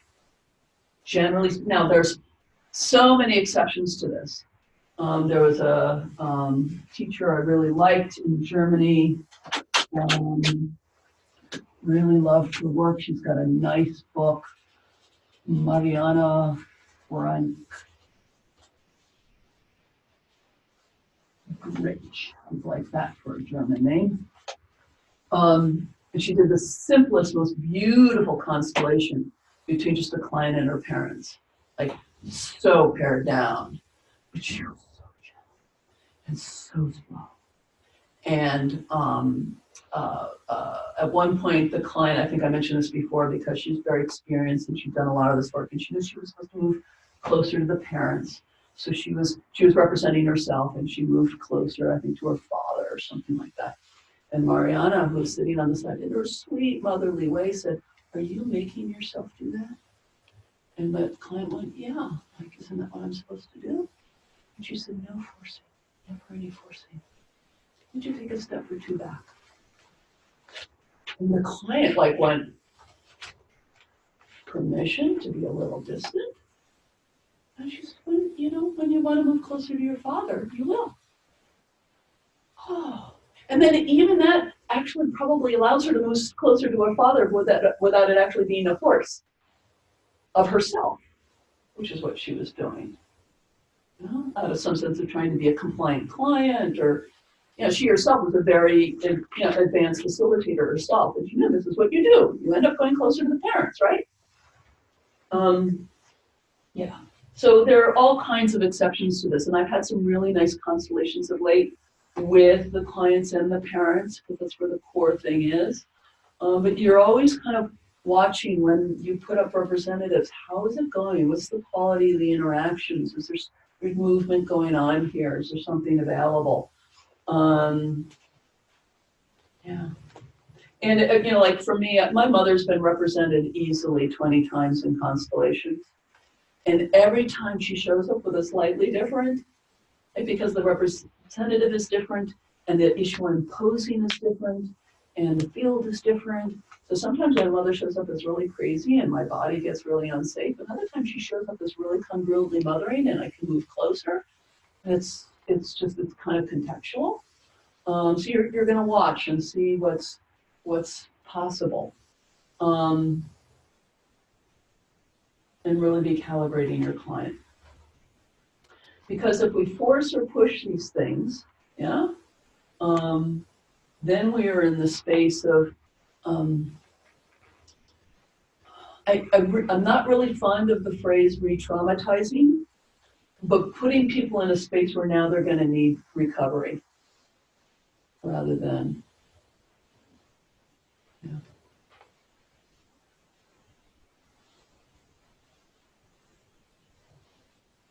And that's part of what you were dealing with last weekend, Lily, right?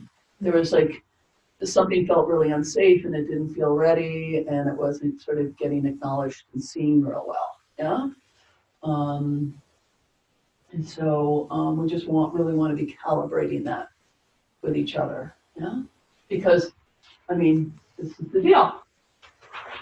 You're constellating, this is going to show up. It just is. Yeah? Oh, so the other piece here is just chunking down, making small pieces, and working within what is, you know, something that you can handle and you can do and that the client can handle and the client and what the group can do. It's very different when you have a group that's really advanced experienced representatives versus a group of newbies who might start trying to act like the client's mother. I mean, we've all, I don't know if you've seen this, but you know, I'm in the position of being mother and I'm thinking, what would a good mother do? So I start, you know, going, you know, I want to love, and I'm not actually representing, I'm just trying to be a nice mother. And the client's going, ah! And I'm like, I'm trying to be a loving mother, and it doesn't feel good to the client, it's a disconnect, right? So, so you want to note the facility of your group and the holding of the group and what they can do, okay? Okay, so this is this topic.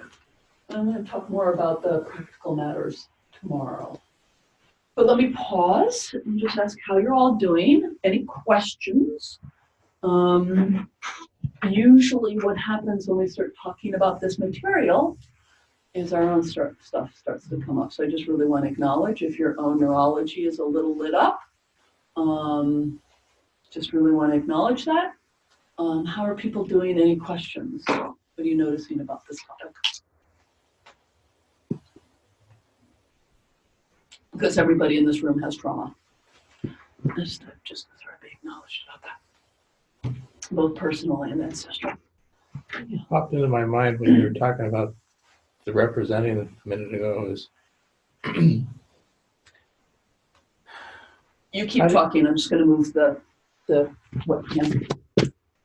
I've often questioned whether, I mean, every person has different aspects of themselves. I mean, nobody's completely good or completely bad, right?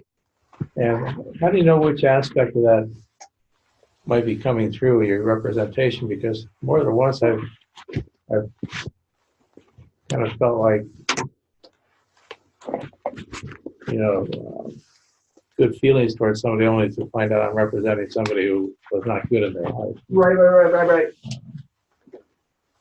Yeah, so that's a really complex question.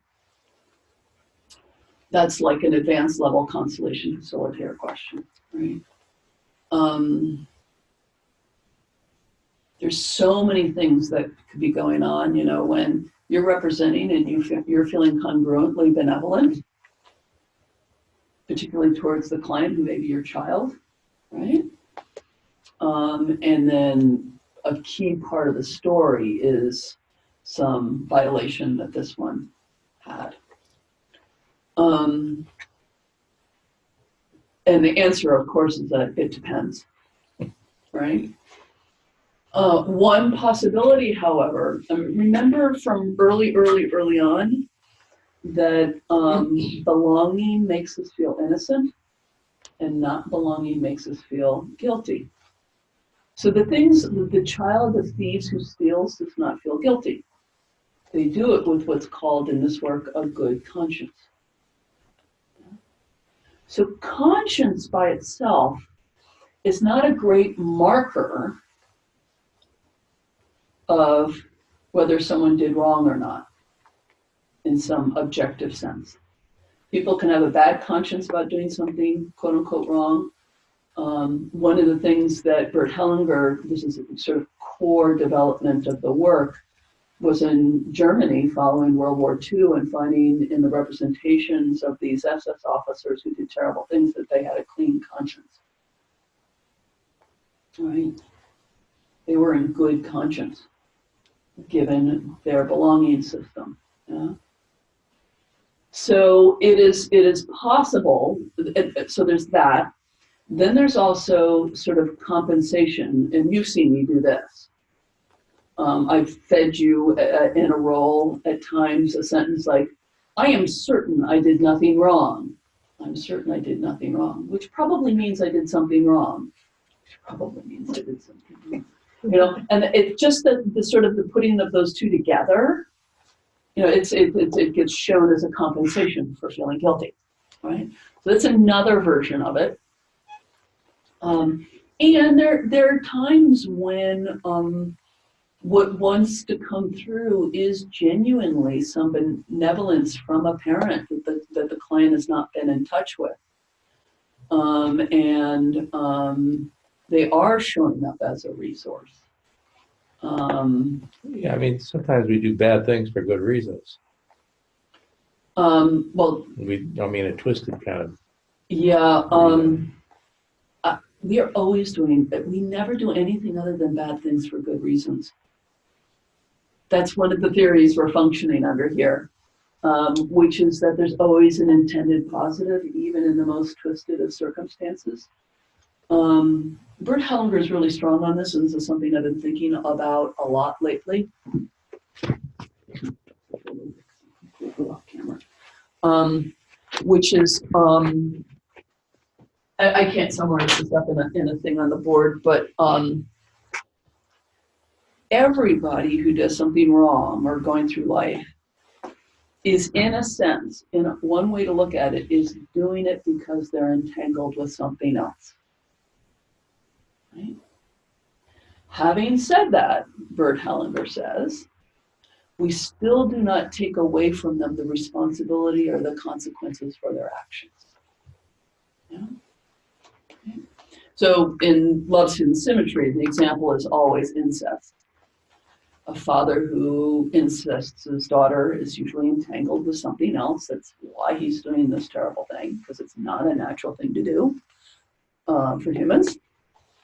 And someone, you know, Love's Hidden Symmetry is all in the form of teachings and questions and answers and transcripts of them. And someone says, so does that mean we let him off the hook? Because it's not his fault. He was entangled with something else. And he says, no. Yes, he was entangled with something else. And it gives him dignity if we leave the consequences and responsibility properly with him for what happened as a result of what he did, right? So it's not something in the West we have an easy time with. This notion of, like, I did this because I was entangled with something else, but the consequences and responsibility is still mine. That is like something we just don't have. Either it's all your fault and it was generated inside of you and you thought of it and so you're to blame, or you're blameless and you meant the best, right? And Bert Hellinger says this is, you know, in some sense we're all blameless, and yet we all still have the dignity of the consequences for our actions, no matter what. So in the instance that you're talking about, I did a bad thing for the best of reasons, we're probably still going to want to have the sentence of what I did had these consequences, right? Because if we go straight to for the best of reasons, we've just run roughshod over what was not integrated or honored, included, completed, or seen in the so-called victim's position, right? Yeah, because that's often what the parents are saying. And again, we also understand it. How I fucked up with you kids, I did for the best of reasons. I mean, I'm dealing, possibly dealing with this with my sister right now. It's really, really hard. She's got a young adult son who's really having a hard time in life, and she cannot take responsibility for what she's contributed to that. And now she's really upset with him because he doesn't show up for her the way she would like him to. And I'm like, yeah. And it's not that I want to blame her. I'm not interested in blaming her. I just want her to, just recognize that this has had consequences, which she did for the best of reasons. Right? Yeah, I've also heard it said that nobody ever does anything except they think that'll make them feel better. It's kind of a variant on. Yeah, there are variants on this. I think presupposing everything has an intended positive is a very useful frame. Well, it may be just for the individual, Yeah, I mean, then if you look at the systemic level, it works there as well. I mean, just at, why does a war get fought? Right, that kind of thing. The intended positives there. Why does a corporation turn dark? That kind of thing. Yeah. Why is this family miserable in exactly this kind of way? Yeah. But I like this frame because it like gives us a break at the same time as it gives us dignity and weight. But it's a mind fuck in the West. This is really hard to hold. This notion of both letting people up, giving people a break and holding them responsible at the same time. So tricky. And part of the reason is because we see it through the systemic lens, that it's all lodged in a larger system. Whatever terrible thing that individual did is lodged in a larger system. And that's kind of how we can start giving that frame for it. Yeah. Good question. Other responses or thoughts or what's going on for you personally or questions?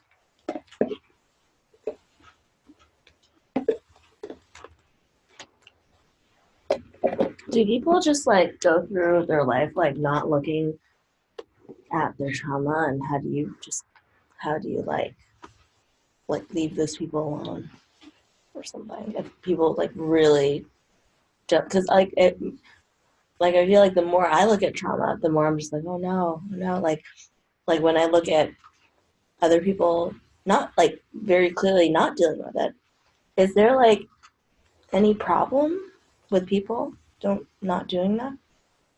Well, Are people just gonna like, what happens in general when people don't look at their trauma? Do they just like slide down this pit of darkness, or does it eventually get? they're in this space, right? It's the repetition and the hiding and the non-including, right? So they're in the grip of the trauma. I remember this years ago. This is an analogy to this. I remember I was at a in-service for a bunch of social workers, and they had people with bipolar come to tell what it's like from the inside to have this experience. And one of them raised their hand, and there was a question and answer period, and like, does it help you to exercise? And the person said, yes. When I exercise, I feel better. It diminishes my symptoms. The problem is that bipolar makes it hard to get out and exercise. So that I could feel better to go out and exercise. Like, how do I get traction to start on the new behavior, right? It's like, it's really hard to figure out how to get started. So inside trauma, there's the same thing. How do I get traction, enough traction to get help or to look at it or whatever we might consider a first step, right? Because they're in it, they're in the experience of abandonment, loss, grief, shock, upset, that looking at myself is an expression of resilience, right? Yeah. So the question is, how does this even get started? You looking for some water? You need some water? My water is here. Okay.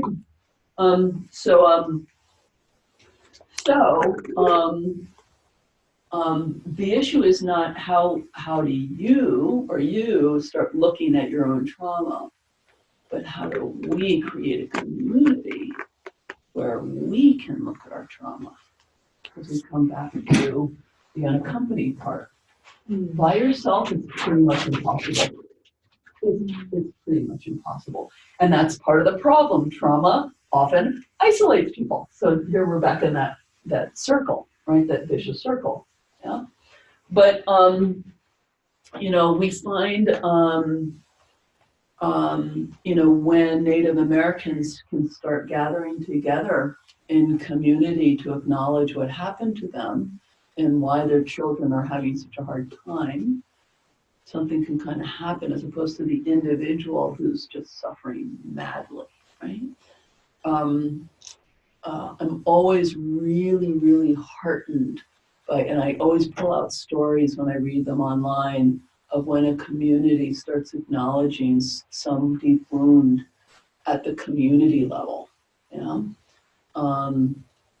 This is why honoring, wars and rituals and events, and like in Judaism, when someone dies, you need a minyan, you need 10, right? One of my rules is show up for the funeral.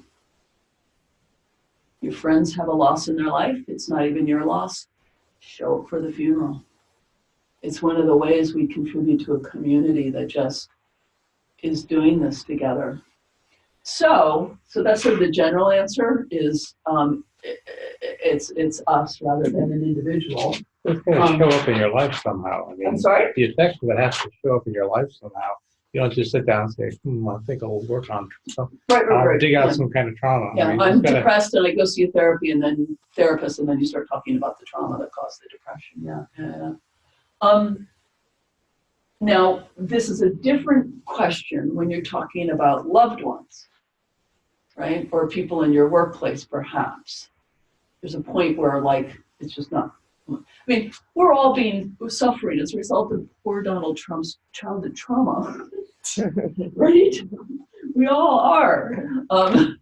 But mostly the people who are not within our circle of loved ones they're just not relevant to us. And it's not our business to say, why aren't you looking at your stuff? When, the struggles with my brother were, for about 10 years, he kind of wouldn't talk to me because he'd get very upset about certain stuff. And it was very clear to me, you okay? I need to stop. Okay. Do we need, well, hold off one second. Let me finish my thoughts and then let me ask how we're doing. It was very clear to me that my brother had a wound with our mother that was getting projected on me and my sister. So that when we breathed wrong, it was painful for him. And I really wanted him to go off and look at his mom's stuff. Just stop projecting it on me and my sister. But we got no leverage with that. Right now I'm working out a business thing with somebody who I can see what their pattern is, but it is not my business. The only thing that is my business is this business thing we got going. And it's just not, I have to really hold myself back because it's not my place to tell him there's some things he needs to look at. That's very difficult business. And then if we get to the level of romantic relationships and marriages, then we're getting into a different territory. And very frequently, when I'm dealing with couples, having them both in the room so they can see the source of each other's patterning is really helpful. And seeing an intimate partner's constellation, just sitting and watching her and her family and the things and the wars and the blah, blah, blah, blah, blah, is often a huge reset for the relationship. Because all of a sudden I just stopped taking all that shit personally. I was taking personally that wasn't actually about me, but felt like it was about me.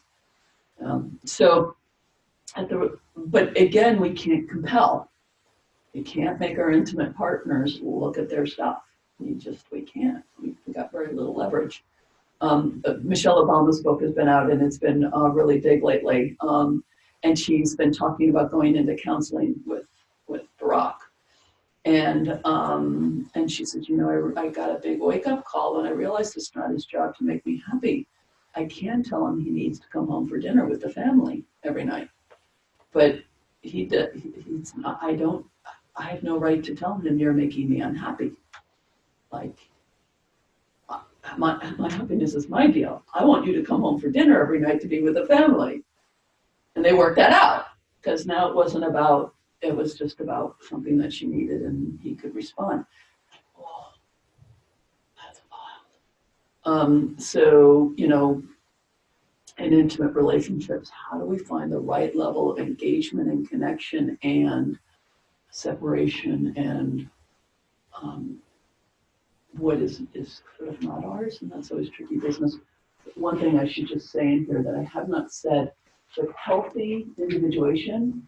So we were talking here about reach for parents moves to reach for life in a healthy situation. Yeah? This process also ends up including an adult who can both connect or do intimacy, however we want to do it, and who can separate. These are the two movements. And the movement you see at best is in a 2-year-old who's going to the playground with mom and runs off to be on the jungle gyms for a little while, and then every once in a while comes back and is with mom and then goes off and plays for a while and then comes back, right? So some balance of the capacity to connect and to separate is really, really key. And in some constellations, Constellations is a bias for belonging and reconnecting, which I think is an understandable bias given our culture. Most psychotherapists are going to argue you need to separate more from your parents, right? Which is, from Bert Hellinger's point of view, like missing things very seriously. However, separation is also important. And there are times when that separating move or that distancing move is actually what's really, really needed in a constellation. And often a little bit of a combination of I connect more with this and separate more from that, you know, sort of thing. But both movements are really critical for healthy adulthood. Yeah? Rainer Maria Rilke, the German poet, said, in terms of romantic relationships, we are guardians of each other's solitude, which is very romantic in German, and maybe a little over exaggerated, but there is that part of we're not melded with each other. We're not, you know, which is often the Western romantic ideal is like all these, right? So the right balance of separation and connection. It's 12:25. How's it? You're needing to move. We did not do a bigger break this morning because I had the little mini break, and people need another 10-minute break. There's a format I want to introduce you to, and I can probably do with one person before lunch. So 10-minute break? Yeah, I need to go to the bathroom. Okay.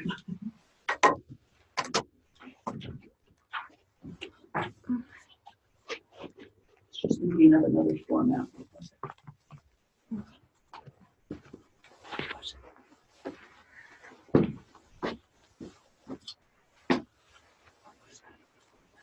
Put this on pause.